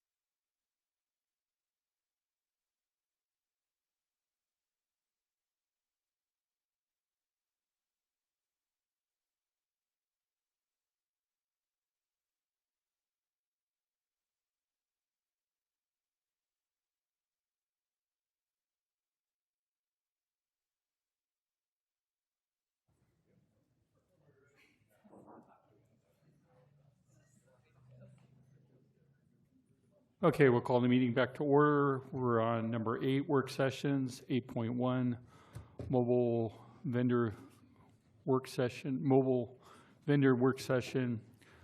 This will be done by our associate planner. Thank you, Council. I'm Evan Gorman, Associate Planner for Oakley. We have a parade of work sessions to end this council meeting, and this is the lead float, so to speak. And so it's mobile vendors is the topic. To start with some background, mobile food vending has existed in various forms for many years, but the modern food truck industry expanded significantly in the 2000s and early 2010s. As food trucks became more common, local governments were increasingly required to address where they could operate and how they should be regulated. Cities had to balance economic opportunities with traffic safety and compatibility with surrounding uses. California passed Senate Bill 946 in 2018, which limited how cities may regulate sidewalk vendors. Restrictions must be based on objective health, safety, or welfare concerns. Oakley regulates mobile food vendors under a dedicated municipal code chapter, separate from brick and mortar businesses. And mobile food vendors, that's a technical term. What we're talking about are food trucks, push carts. You might see a stationary vendor at a stop sign, just on the side of the road. And so that's something we see every day that makes it more real. Oakley has 3 regulatory pathways. We have events, the mobile vendor permit, and an outdoor vending permit, and I'll go into more detail on those. Events are the simplest pathway. For farmers markets, city-sponsored events, or organized vendor gatherings, vendors require only a business license. The event operator obtains a separate permit for the event and pulls a county health permit covering all the food vendors for that event. No additional city approvals are needed for the vendor beyond the business license. The second pathway is a mobile vendor permit. If someone has a food truck, ice cream truck, or push cart, and they want to move around the city, they obtain a mobile vendor permit. The vendor permit application is in addition to the business license and includes a background check for the applicant, paid by the applicant and processed by a third party. This permit is renewed annually. Mobile vendors are subject to extensive location restrictions, including setbacks from schools, parks, recreational centers, intersections, crosswalks, driveways, bus stops, building entrances, and other city permitted activities. In addition, vendors must provide waste receptacles, maintain required insurance, and comply with all applicable state, federal, and local laws. Because SB 946 limits local regulation of push carts and other non-motorized sidewalk vendors, the city requirements for those vendors are generally limited to keeping out of the roadway and out of the immediate vicinity of permitted temporary events. So if you're motorized, you have these restrictions you see on the screen here. If you're non-motorized, we're limited in how we can regulate where those go. Finally, there's a third pathway. We don't have any examples here in town at the moment, but I feel at the permit counter, this example resonates with folks from East County. There's some food trucks in the Lowe's parking lot on Lone Tree in Antioch, and that is the example of this type of permit. Someone can propose to set up shop with a mobile vendor on a commercial property in town and spend the whole day there. There are requirements along with that, like that regulate signage, noise, making sure they're not taking up required parking. There needs to be extra parking that accommodates them, and making sure they're on a paved surface, unless, of course, it's like a fruit stand. Our code also allows a fruit or vegetable stand on agricultural properties, and that can be picturesque on gravel or dirt. So we have those three pathways at the moment. We get a lot of questions on taxation and enforcement, so I just want to cover that as well. Mobile food vendors are subject to California state sales tax requirements. Under CDTFA guidance, vendors generally report tax based on location where the sale occurs. This is a common misconception with food trucks. To the extent taxable sales are properly sourced and reported to Oakley as the place of sale, the city would receive its applicable local share of sales tax revenues, similar to a brick and mortar business. For enforcement, the Code Enforcement Division enforces mobile vendor regulations. Notices are regularly mailed to businesses operating without a permit or license. Staff works with operators to bring them into compliance. Code enforcement conducts quarterly weekend inspections to contact, educate, and if needed, initiate enforcement on vendors operating outside regular business hours. If you don't mind a personal anecdote, yeah, I've seen code enforcement do this. We'll have a vendor operating, and I'm always amazed they can find the business like home base, their location, to send them correspondence via a letter. And then I do see them go out quarterly outside of normal office hours to see who's operating. At council direction, we have compared our ordinance to nearby cities. Right here, you'll see the two that are closest to us in terms of regulations, the way they handle it. Brentwood and Concord have similar permitting processes. We also looked at Antioch and Pittsburgh, but they do more of a bespoke discretionary permit for each one that would take a little bit more time.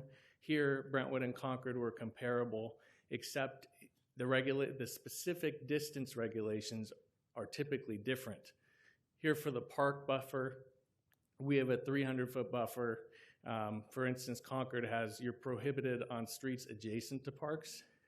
The school buffer for us is 500 feet. Brentwood's 25 from driveways and crosswalks. Concord is 100 feet from school property lines, and you're prohibited 1 hour before and after school. Intersection buffer, 100 feet for us. Brentwood says comply with curb. Concord says 25 feet from intersections. Distance from brick and mortar vendors, we have 20 feet from entrances here in town. You can't be in front of another brick and mortar building or a brick and mortar building. Brentwood's 100 feet, Concord's 100 feet. Downtown, 20 feet from entrances, can't be in front of a building. In Brentwood and Concord, it's prohibited except for events. We require the background check, the other cities do not. And then attachment 1 of the staff report is a larger expanded table with more details comparing the cities. Our staff recommendation tonight is we recommend the City Council provide any direction on this topic. I'm going to take notes. We'll evaluate the consensus points we hear back from you, and we believe we have opportunities in the future, like our upcoming technical zoning code update, to try and address any comments you have tonight. I'm available to answer any questions you have. I may signal to the community. I want to give the Community Development Director permission to jump up if I forget some part of this complicated regulation, but besides that, I'm ready, Council, and I appreciate your patience. And before we go to questions, I'd like to go to public comment first, and then we can do questions and discussion from there. I do have one public comment card submitted on this. Savannah Rogers.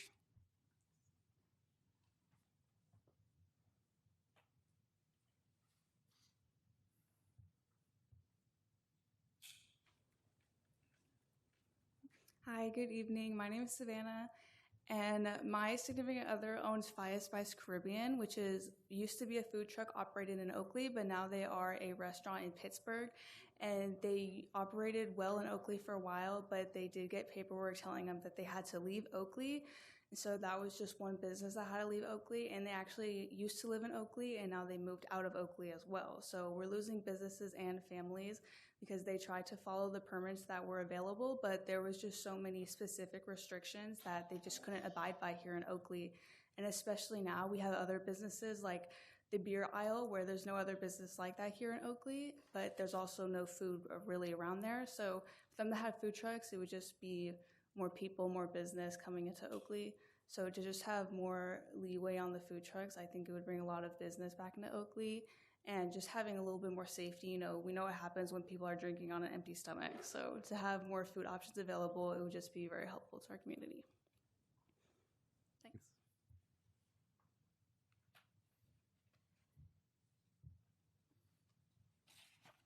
And Chris?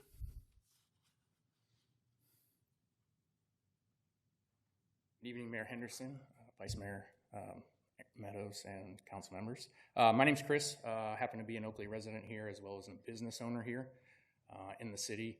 And kind of seeing the review there, I think one of the things that, and I didn't see as far as the access to, I think something that would be helpful would be to have mobile vendors to have a greater access to the downtown area.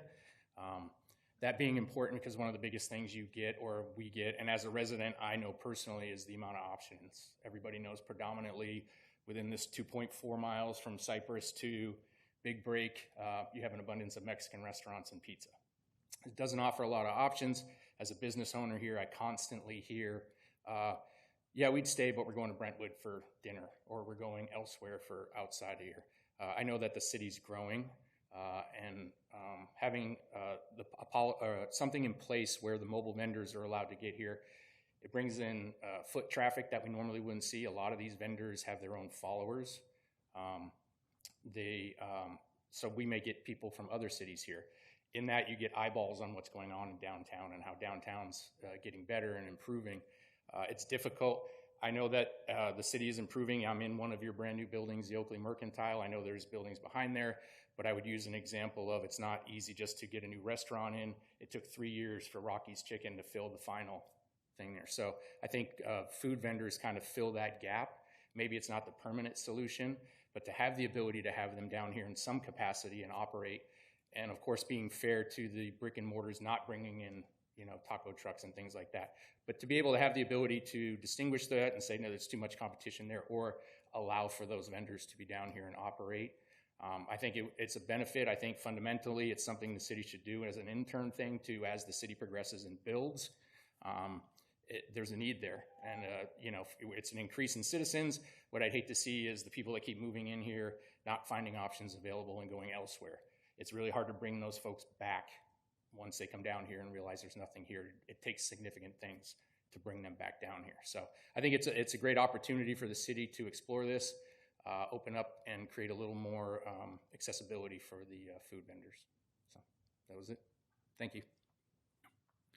That's my last speaker card. I'll move it back to council. Councilmember Fuller. Yes, you mentioned a background check. What would disqualify a vendor per the background check? Yes, that's a really good question. We do route the background check and have it reviewed by our administrative services division and then the police department. And it is written in the code, and I can pull that up. I apologize that I don't have it on hand. What would disqualify you? What types of items in the background check? And I'm happy to look through the code and come back to it. Okay. I apologize. You mentioned the background check there. Living in California and coming back from the background, I've come up from law enforcement and gone through. There was a time when the background check really meant something. Then the state legislature decided otherwise, and now, as we know, if you're a convicted murderer and off parole and registered voter, you can actually sit on this dais and get yourself elected if people want to do that, the way they've changed the rules of elective office. So I'm wondering,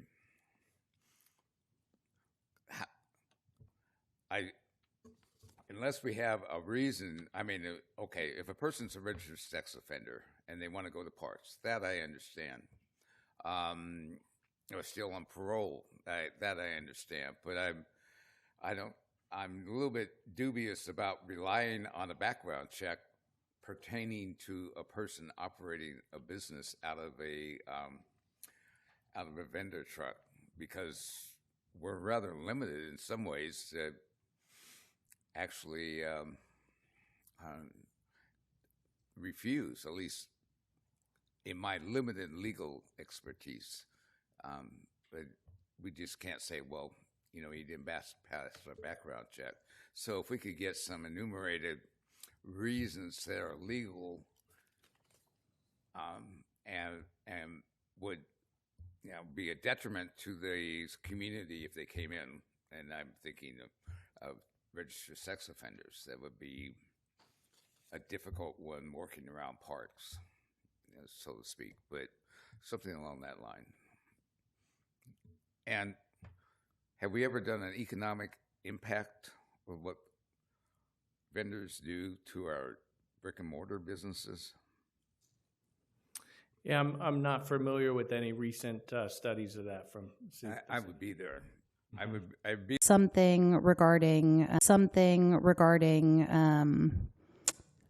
city property too, like where they can be in location to city property. Did we look to see what we do versus what other cities do for that portion? Yes, that is a common one. So there's two examples. The first is city-sponsored events or city-permitted events. And that we require so many 100 feet from there, and that is similar for the other cities as well. And then finally, parks, I just consider park public property, and that as well has one. Okay, I mean, I think our permit system is a little restrictive. I think we can loosen up some of the restrictions. I think the way we protect our existing brick and mortars is we build in sort of non-competes. Like I would suggest that we have something that says, you know, you can't have a food truck operating the same type of food within 500, whatever. I think that offers even more protections than if another brick and mortar came in, right? Because not every development we have has those kind of non-compete. So I think that helps. But we sit up here all the time and we hear how often we just have the same amount of food. And, you know, the startup costs for a restaurant, especially in today's economy, are ridiculous. I mean, you're easily looking at $500,000 where you can do a food truck and you can sort of do your proof of concept. Obviously, I started my food truck and then I opened restaurants, which I sold. Restaurants are not the business, but I think it's important to bring that sort of innovation, right? I think what I would like Oakley to do is sort of be like an incubator for these businesses that we're giving them their start. So I would like to see us really reevaluate this whole thing and loosen up the restrictions. I don't think that there's a ton of value in the background check, and the city is not getting any benefit from that. So I think we should look at a different sort of registration. Brentwood, I appreciate that they now do an affidavit. I feel like that should be enough. So I would definitely like us to look at how we can make these make more sense for our city.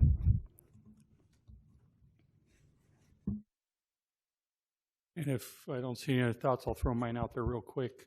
I think there needs to be an ability that, you know, if a business wants to bring a mobile in there, that there's the ability to do that. And, you know, it's maybe not a 7-day-a-week thing, but if a business wanted to do it once a week or twice a month, or having some kind of something that could be planned, I think that would be something that would work in the thing. You know, it's hard on the non-compete. I don't know if, I think that puts us and staff in a hard position of what is a non-compete, so trying not to make this so it's not enforceable or anything, I think is important, but finding ways that,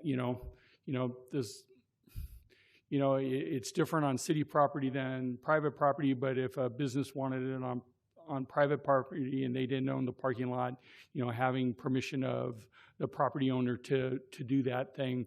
But, if somebody wanted to set something up on the second and third Thursday that they had a mobile in front of their business, I think, to get more people into the community eating and using our other businesses, I think is something that we should try to do. I know that may be difficult when you're trying to put this into an ordinance and a policy, but something like that is kind of where my thoughts go. And then I'll turn it over to Vice Mayor Meadows.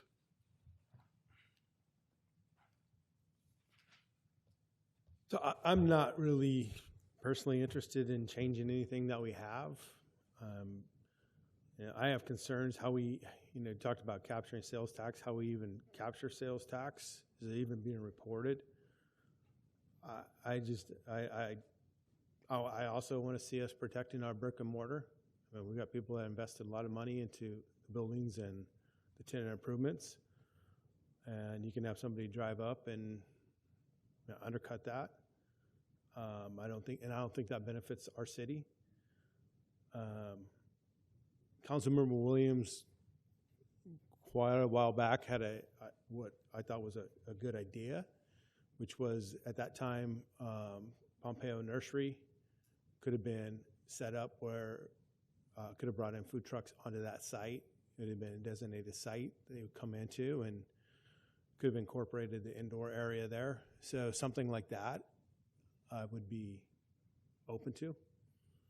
So those are my thoughts at this time. Councilmember Shaw. How long ago was this ordinance that we are currently looking at put in place? Do you know when that was? Yeah, I saw that was that requires some digging, and it pretty much looked like a regular 5 years we would update it. And I do remember a staff report from a few years after our city was founded where they were like, oh no, we don't have rules for this. And so since then, about every 5 years, and the last time was 2019. All right. I think things do change, and so that's why I wanted to know when. The only people that have talked to me about food trucks have been the positive for it and not the negative. I shared this with staff. It's those that want to provide this service within the rules and not skirt the rules and have complaints. And I think that's really important. I would be interested to looking into what those lightening of those restrictions would look like compared to the surrounding cities. I also want to be very sensitive to, I understand that we don't have staff on weekends, and that does put some issues on staff. It is complaint based, and I'm hoping if we can figure out something, and I would put out there right now to anybody that has stated their support for this to maybe reach out to the staff and talk about what their ideas look like. So that might be able to be something that we can work into it while we're redoing. If we redo this, I think that would be very helpful. But I do want to be sensitive to the fact that staff we don't have normal weekend hours. We don't want to put this on the PD. So I think it's going to be a balancing act, but I am willing to look at it and seeing what those lighter restrictions look like. I do know that the background check was originally put into place with like ice cream trucks, and those are serving our youth. And I want to make sure that we are still protecting our youth. But does that mean it has to go all the way wide? I'm not trying to suggest a tiered system. I'm not trying to put any more on staff for ongoing and long going, but I do want to take a look at it. But I do hope anyone listening, because you all knew this was on the agenda tonight, and those in the audience, to reach out to staff and try to give them an idea of what that looks like. Because you may have ideas that we're not even thinking of, and they may be able to tell you, oh, that could happen, or they may be able to tell you, even with a change in the ordinance, I don't think it's going to work. So I think it's a good conversation to have. So those are my thoughts. Thank you. Councilmember Fuller. Yes, just in discussion, I had a couple of questions there, but I see the purpose or the need at times for vendors or food trucks, neighborhoods where there's not any brick and mortar because they don't want to be in there brick and mortar. They have somewhat redlined the area, so vendors go in. Industrial areas also a lot. We have a large industrial area up in the northwest part of town, and we're already building there. So we do have to consider getting food to them. And we just had a presentation saying, well, we had to rezone one that could have been food because it's too far away from the main street. So we did away with food. So I think we have to take that into account, that as the industrial grows and we don't have any other food, it's there. But on the same hand, I don't like the idea of saying, okay, well, we're going to let vendors go in there and sell. And when we have all these vendors around our brick and mortar around 160 and Main Street, I don't want to put them out of business. And then as far as out of business, I don't want to dwell on what our shuttering businesses as far as food establishments, but it is occurring. So I think we have to be careful. I'm kind of like Vice Mayor Meadows, that I don't see any need for real change, but I think we do have to start considering how we're going to get food out into those neighborhoods, especially like what Amazon 24/7. Some of these food trucks are 24/7.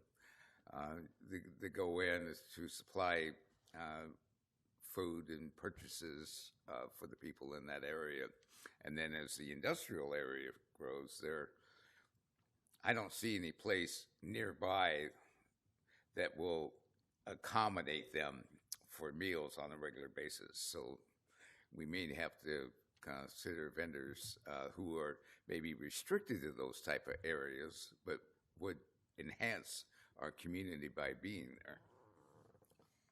So, staff get enough direction tonight? Yes.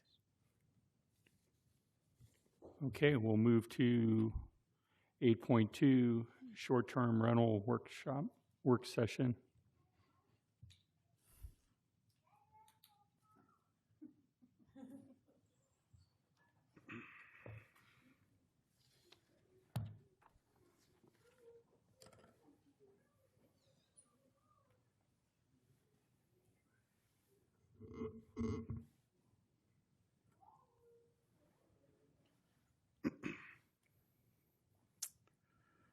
All right. Last time you guys see me tonight, I promise. All right. So the next item on tonight's agenda is a work session to discuss the feasibility of permitting unhosted stay short-term rentals in the downtown specific plan and an update on SB 346. Sorry. Two previous work sessions were conducted that were related to short-term rentals. Most recently, in February 2026, staff presented a background on short-term rentals in the downtown specific plan area. We explained the differences between hosted, unhosted, and vacation rentals. Additionally, staff provided an update on SB 346. During the meeting, council expressed concern with potential neighborhood impacts, housing, and neighborhood character. Council further asked staff to conduct additional research specifically related to calls for service, comparison to nearby and similar jurisdictions, and to provide more information on city fishing tournaments. Calls for service. So what staff found was that the city of Oakley does not track calls for service for short-term rentals specifically. Staff also conducted a survey of nearby jurisdictions, including Contra Costa County, Solano County, the city of Napa, the city of Benicia, and found that calls for service for short-term rentals were not tracked. Respondents stated that it would be difficult to try to track that specific of information. Nearby jurisdictions. Nearby cities mostly prohibit short-term rentals. Cities like Brentwood, Antioch, Pittsburgh, Walnut Creek, Clayton, and Concord prohibit them.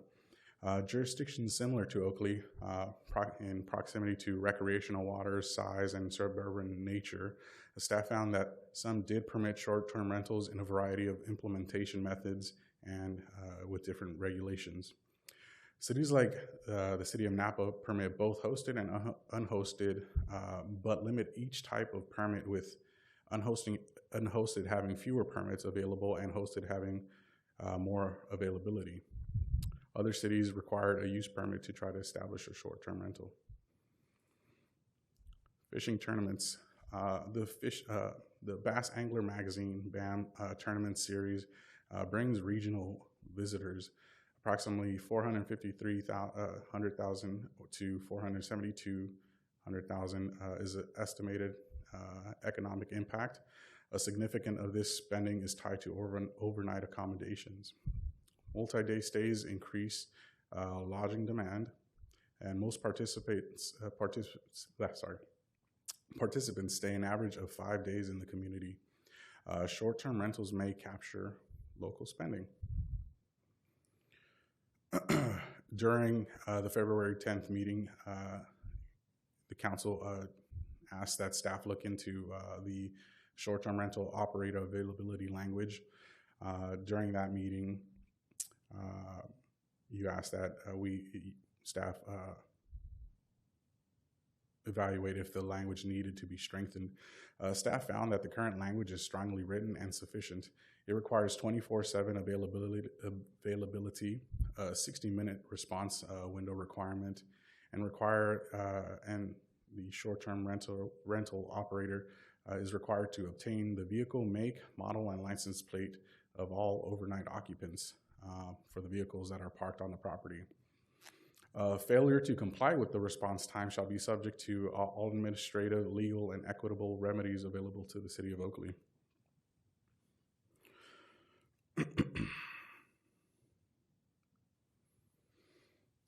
The purpose of this work session is to discuss the two main topics presented herein and provide a majority of consensus direction back to staff. The two main topics for discussion are as follows: whether to allow any specific 1, 2, or 3 in all sub areas in the downtown specific plan to have unhosted stays and possibly vacation rentals, and whether to update the short-term rental ordinance with language to implement SB 346. Some existing regulations and current conditions: we only allow hosted stays. Owner must stay overnight. As previously mentioned, 24/7 availability required for the owner, a 60-minute response window requirement, and vacation rentals are currently prohibited. In the downtown specific plan, there are approximately 80 acres of land divided into 3 sub areas, including the downtown core area, downtown support area, and the residential commercial conversion area. In the sub areas, approximately 100 residences exist in the RCCO, another 80 residences in the downtown support area, and approximately 20 in the downtown core area. Here's just a map of the downtown specific plan area and the sub areas. Potential amendments to the short-term rental ordinance. A marked up version of the short-term rental ordinance is included as an attachment to the staff report. In that attachment, there are 3 areas with potential text additions to assist the City Council in its discussions.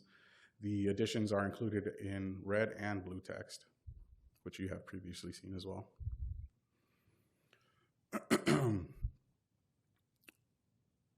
The additions in red text are those that staff has added as main options for amendments to the ordinance. These additions would allow short-term rentals in the downtown specific plan area or any specific sub-area of the downtown specific plan as directed by the city council to have unhosted stays. The other part of the red text is to implement SB 346. An example here is the short-term rental shall be a hosted rental for the duration of any occupancy by a transient, except as set forth below. Unhosted stay, the short-term rental may be an unhosted stay rental only if the residence is located within the boundaries of the adopted SP4 Downtown Specific Plan District. Council is encouraged to provide staff with direction on which sub-areas this may be implemented if it is considered. Options: none, all, or limited areas. This red text implements SB 346.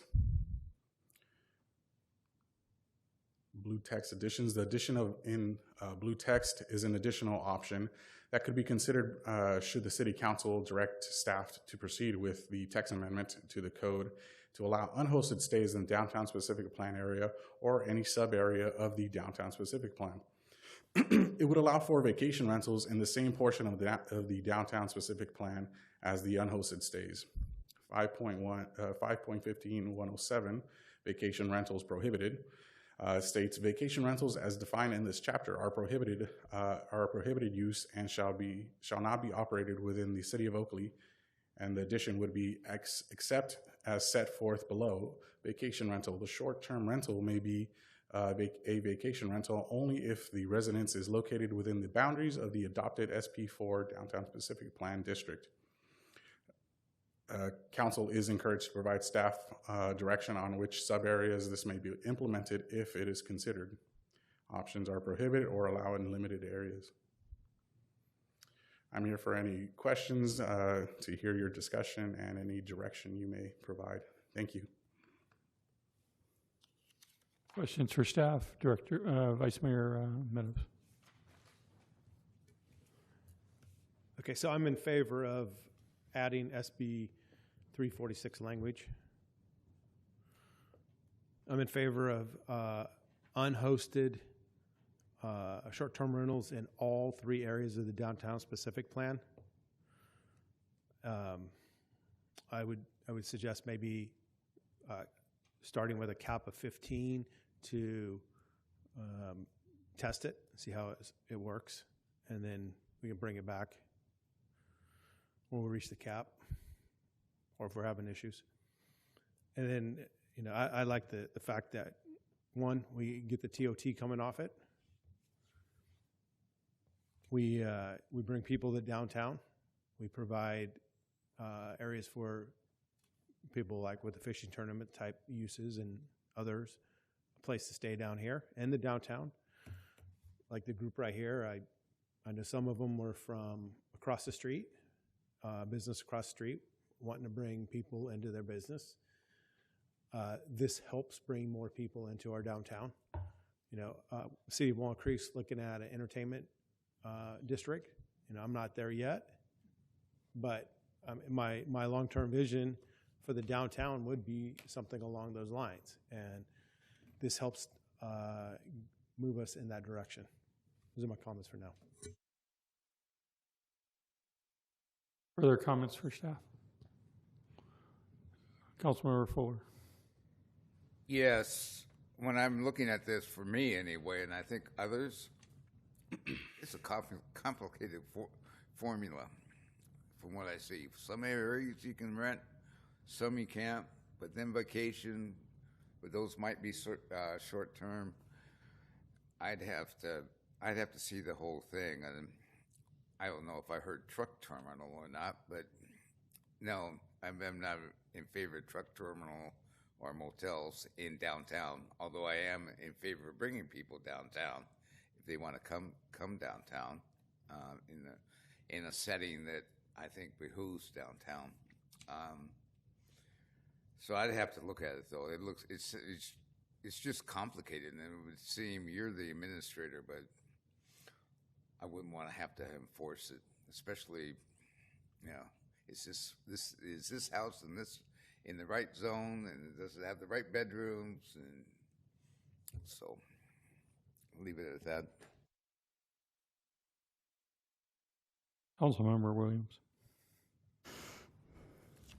So I think I have a little hesitation for short-term rentals, mostly because we don't have affordable housing here in the city, and by nature, the homes that are in the downtown, because of their size, tend to be, and because they're older, tend to be along the more affordable line. So I think in order to, what I don't want is I don't want a bunch of people who don't live in the city buying these homes up that could be used for residents who need it. So I would definitely be in favor of a cap on the permits. And I think before I feel comfortable sort of like letting this, I would like to see it more as a pilot program to start. So maybe that is what the cap is. Maybe that's what Vice Mayor Meadows was sort of suggesting there, but I would like to cap it even less than that, maybe a percentage of each of the zones. It would be a way to do it fairly and across, because I don't want homeowners or potential homeowners not being able to afford a home in parts of the city that are just by nature a little more affordable. So that's where my concern is. I mean, we obviously do need to bring people to our downtown, so I'm for that. I just have concerns. I don't want to take homes away from people. So, or the opportunity to buy a home. I don't want it going to some corporation. So, and maybe that's another thing we do is we could limit the amount of permits that are given to one entity as well. That's another way to sort of skin that same cat.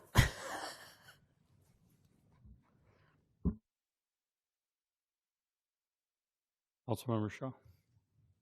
I've kind of had some of the same hesitations, but a cap helps my hesitation. I don't know if the pilot would be for a certain amount of time, or if we hit the cap, it would come back, or if we wait until we saw how that worked out. And I like the idea of limiting the amount a certain organization can buy, so we don't have an investor coming in here and buying them up. So I think those two make me a lot more comfortable with this.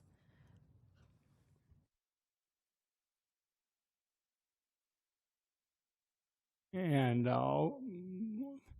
I think the cap's important. I think doing it as a 1 year and coming back and kind of seeing what the interest is in the community with the short-term rental with that would be the direction to go on it. Thank And you. does that give...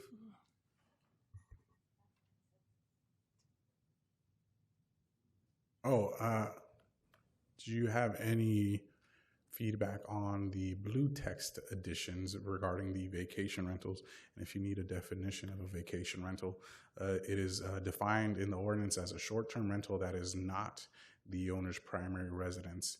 Currently, the ordinance prohibits vacation rentals. So that kind of gets exactly to what I was talking about, right? Like somebody could just purchase this home just to, right? Correct. So yeah.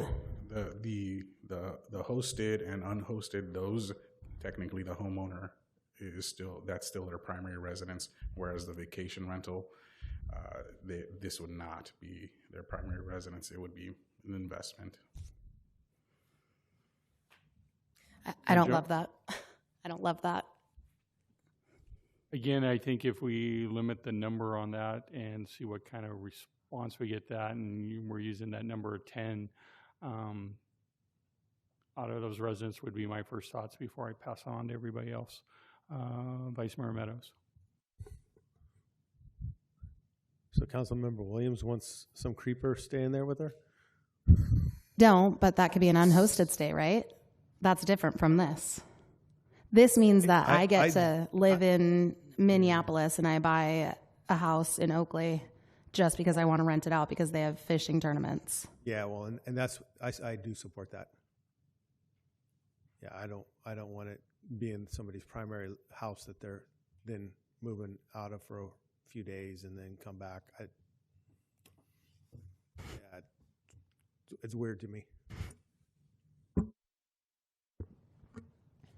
Councilmember Shaw.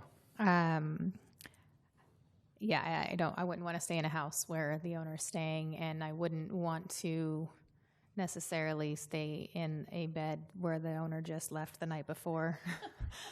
Sorry. So I am okay with this if we can have that, that Councilmember Williams had said that we can cap the amount one organization. Now, granted, I know they can just come in under different names, and that's not something I'm asking you guys to chase, but if we can have something in there for that, I do support the language for the vacation rental. Is that for enough direction for staff? Yes, thank you so much. All great feedback. Okay. Okay, then we'll. You're the star of this city council meeting. I try. We'll move to 8.3, an overview and update on residential rental inspections, and we'll bring our chief building inspector in.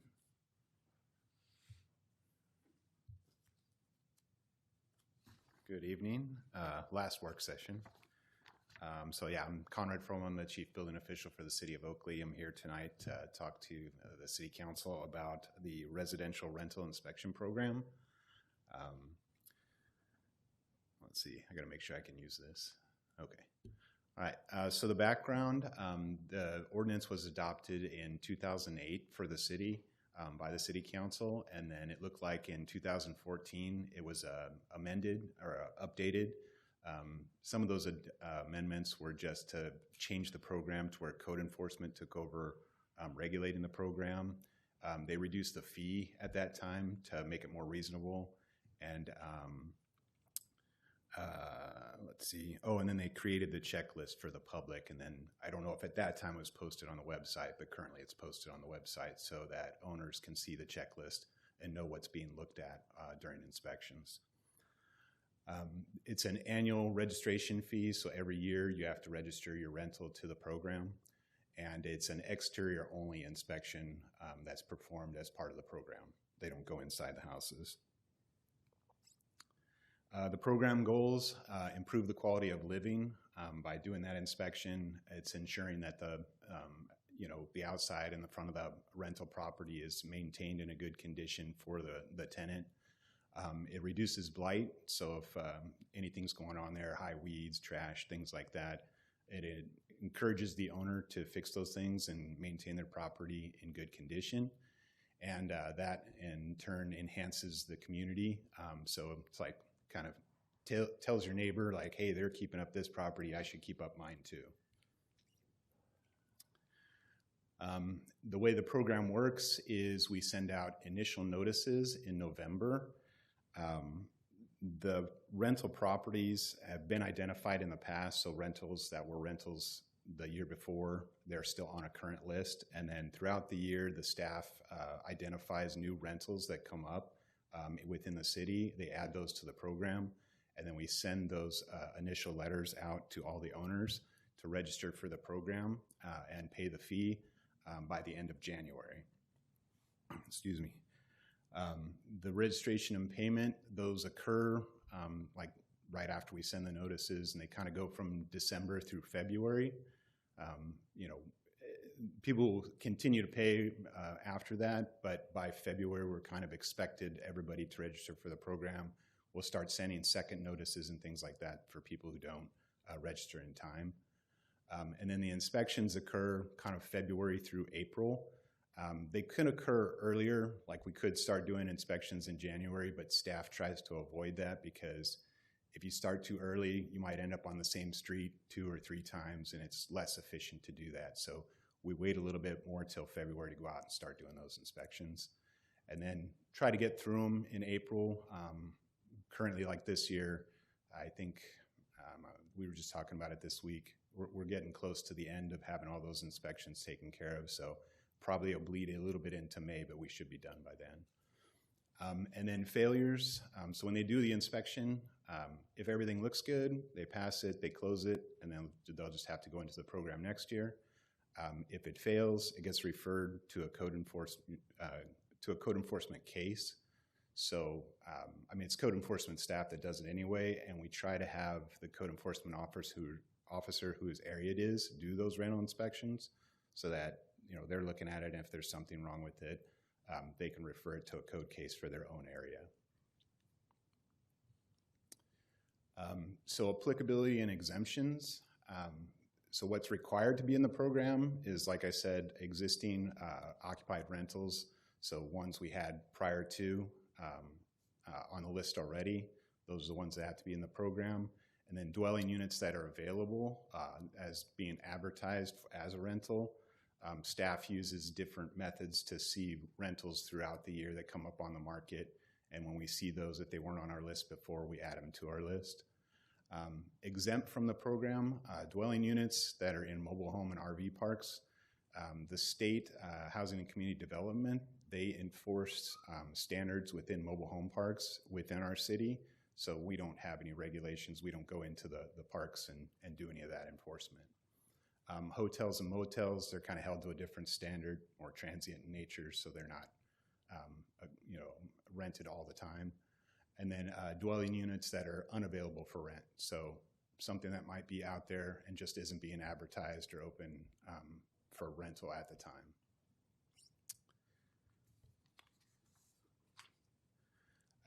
The inspection items, so like I said, there's an inspection checklist that's current on our website, so people can go there, they can pull that down, and they can see what the staff are looking for when they go out to the properties.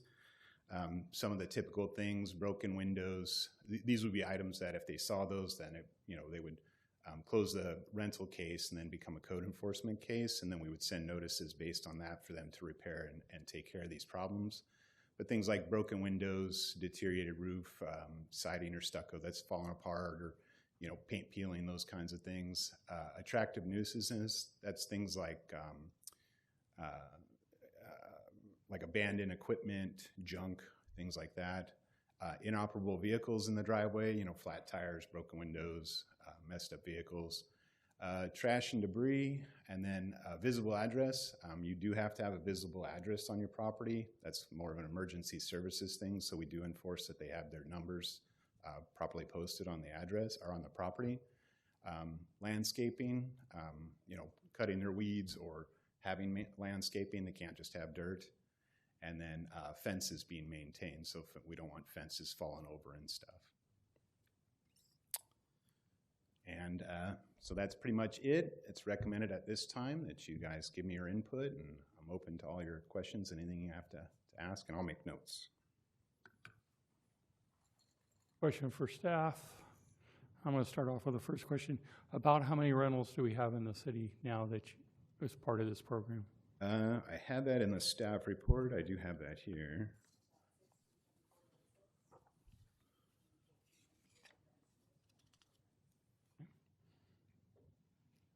Yeah, did you hear what she said? I just think it's important that the public needs to know how big of a thing this is within the city. That's why I was trying to. So this year we sent out 1,674 notices for people to register in the program. As of the date of this staff report, that's where these numbers came from. I mean, that's a good one, but as of the date of this, 1,432 had registered as rental programs. 160 had filled out an affidavit. They provided us whatever they needed to tell us that it is not a rental. And then at the time, we were currently working on first citations for 82 properties that were failing to get in it. As of, today or yesterday, staff told me we were down to like 37 properties that haven't completed or done whatever they need to do to be in the program. So there's a good amount of staff time that goes into this every year. Yes.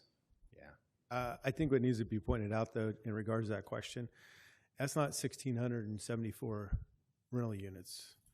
That's 1,674 parcels with rentals on them. Because if it's 50 units apartment building on one parcel. That's 50 units on that one parcel. Okay, and I'll take it up to your questions now. You know, I need to say I'm getting lost in the conversation with everybody. Zeroed in the middle. I can't hear you. Even with the mic. You want me to yell? There. So, sorry, Conrad, I just got to ask a question. What about owner-occupied properties? Do they need to meet those same standards? What do you mean? Well, the list, like, of all the items that are being looked for on the inspection list? But you deteriorated roofs, trash, accumulated trash, broken windows.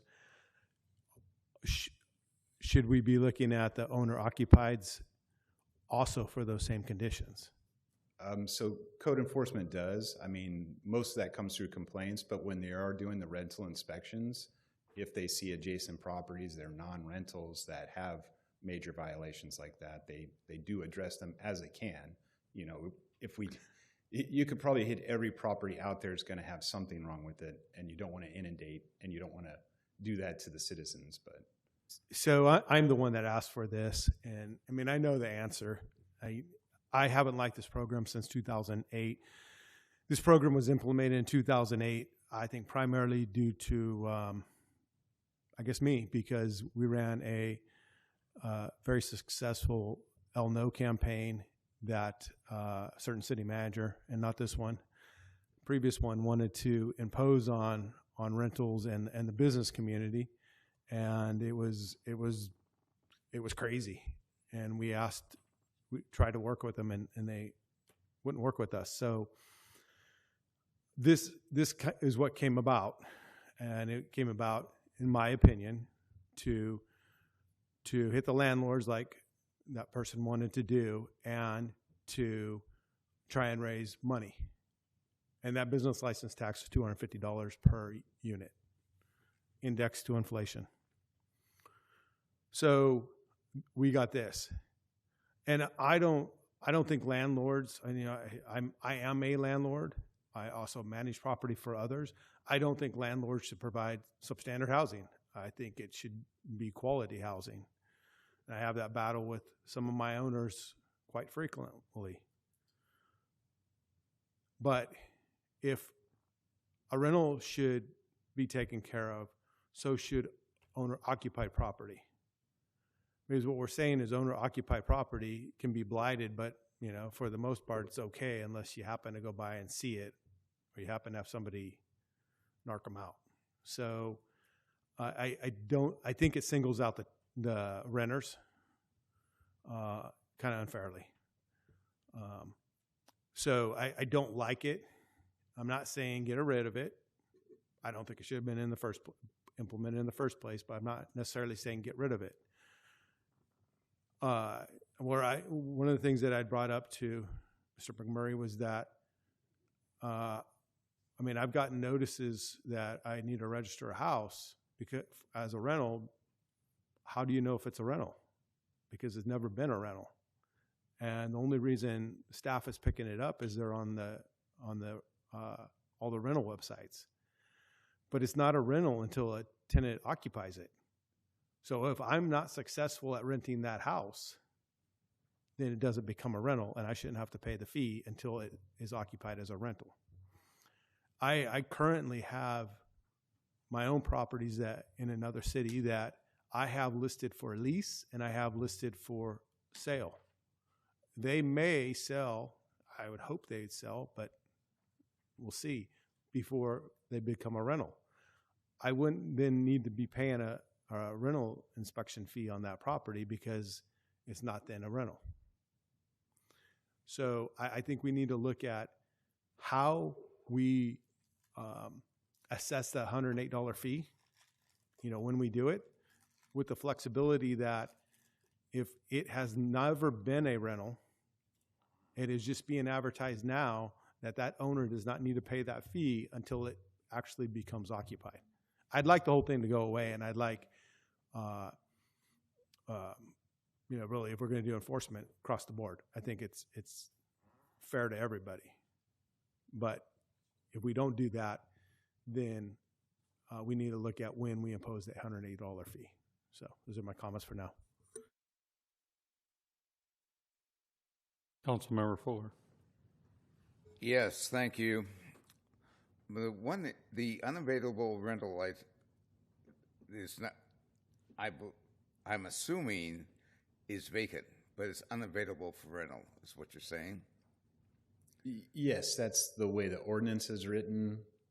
You could assume it's kind of what you're saying. It's like a house that's probably vacant, nobody's living there, but it's also not rented out, or obviously nobody's there, but it's not up for rent. It's just sitting there.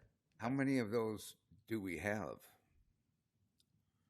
I have no idea. I mean, there'd be a hard way to track that. I mean, there is a registry to, like, you're supposed to register your vacant property with the city.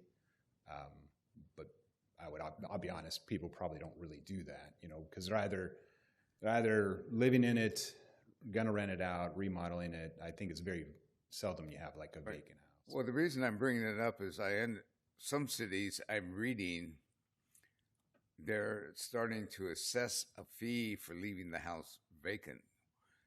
In other words, I don't know, maybe San Francisco is one I heard of, or more in the congested area, but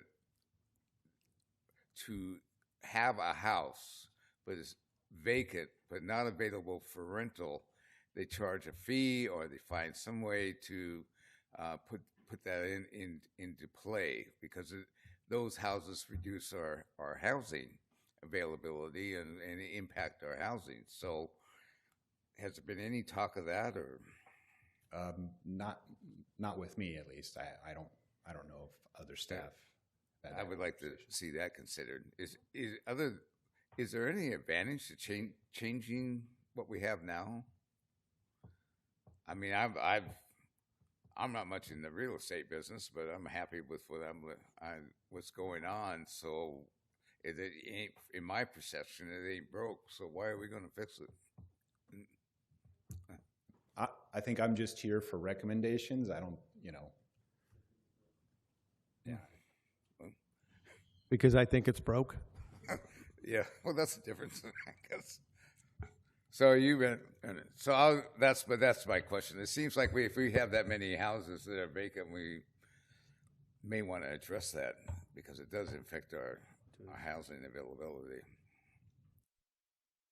Vice Mayor Meadows. We don't have the issue really here with people buying houses and just parking money and having the houses vacant. That there are cities in the Bay Area that have had those problems. The money's coming from offshore, typically China, so they can move their money out of the country and they park it in a house here because the asset's stable. So that's what they're doing. We don't. I haven't seen that happening in East Contra Costa County. So, Councilmember Shaw. So, contrary to popular belief, I sometimes disagree with Vice Mayor Meadows, and I do support this rental inspection. I want to compare like my property to the Oaks being tax credit and mine being HUD, and because mine is HUD, I get inspected by so many more, and it is a pain in the butt, but my property is 100 times better than the Oaks, who doesn't have as many inspections. I think I understand what you're saying about owners and renters, but owners can take advantage of desperate renters and provide subpar housing, and renters can take advantage of out-of-state homeowners by tearing up their housing. Landlords are, and so I think it's important to have this and make sure that we are making sure that those in our city that happen to be renters are getting decent and safe housing, at least on the exterior. I wouldn't completely be opposed to, I know in here it says units that are unavailable for rent, as indicated by a statement that the property owner has submitted to the director that unit is not available, but prior to offering the unit for rent, the property owner will notify and register. I don't totally have an issue with maybe when that is rented, if that is really a sticking point, but I do like the program. I think it's important to keep it. I would be okay with that part, but other than that, that's where I stand. Councilmember Williams. Yeah, I have to agree. I do hear your point, Vice Mayor Meadows, on something could be listed for sale and so I agree. I could be open to that, but I do think these are important. I think it does go both ways. There are people who can take advantage of each other, but I think this is at least a way for us to be reassured that the folks who are renting homes are on the outside at least getting something that's to standard, and then you would hope that what's inside also follows. But I think that we have to make sure that the properties are kept up. I think I'm not even talking about eyesores or blight, right? I think if a landlord knows that they're having this regular interaction with the city, at least to do this registration and this checklist, then hopefully everything that's happening inside the home is also kept up. I think it gives the renters themselves an additional sort of security in that they know that someone's kind of got eyes on the property. So I'm fine with the inspection. I kind of wish we could do a little bit more so that we could make sure that, the inside's meeting what's needed, but I get why that's not possible. So, yeah, I think I just agree with Councilmember Shaw. If that, when it potentially comes on the market, that's the sticking point, then fine. I think we can move that, but I think this is just an added protection.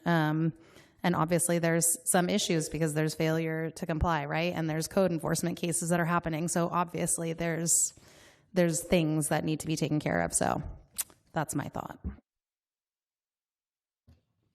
Vice Mayor Meadows. I'm not opposed to having the rentals looking good. I don't take it that way. I think they should, but I also think owner-occupied properties should too. I mean, I've seen a lot of both, and I've seen some pretty bad owner-occupied properties. So, to me, what we're doing here is we just single out landlords and tenants and say they need to have certain standards, but nobody else does. And what I'm trying to say is, if one has it, the other should have it too.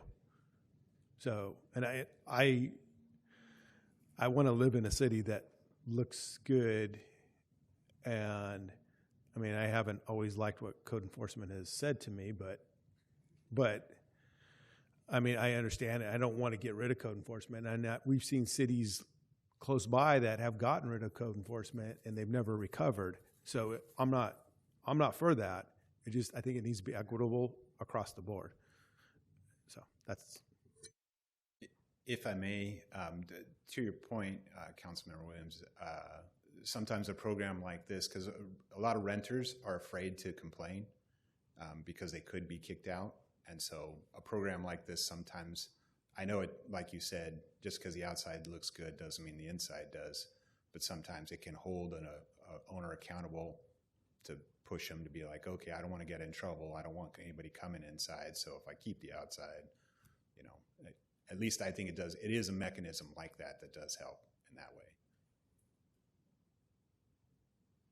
way. I think to Vice Mayor Meadows' point that, when code enforcement's out there, if the house next door or 3 houses down isn't meeting the standard, and that one is, that, that definitely should be a priority with code enforcement to look at those too. I mean, I know you can't do the address or something, but if there's 2 abandoned cars in the yard, I mean, if one guy's doing it 2 houses down, it needs to be taken care of also. And that is kind of current practice. When they are doing the rental inspections, they are looking at neighboring properties. Did you receive enough direction tonight? I think so, yes. Okay. With that, then we'll close this item. Thank you. Thank you. We'll move to item 9, closed session. 9.1. We'll be going into closed session for public employee performance evaluation pursuant to Government Code Section 54954.5E, City Manager. We'll be adjourning our meeting after that, so thank you everybody for coming.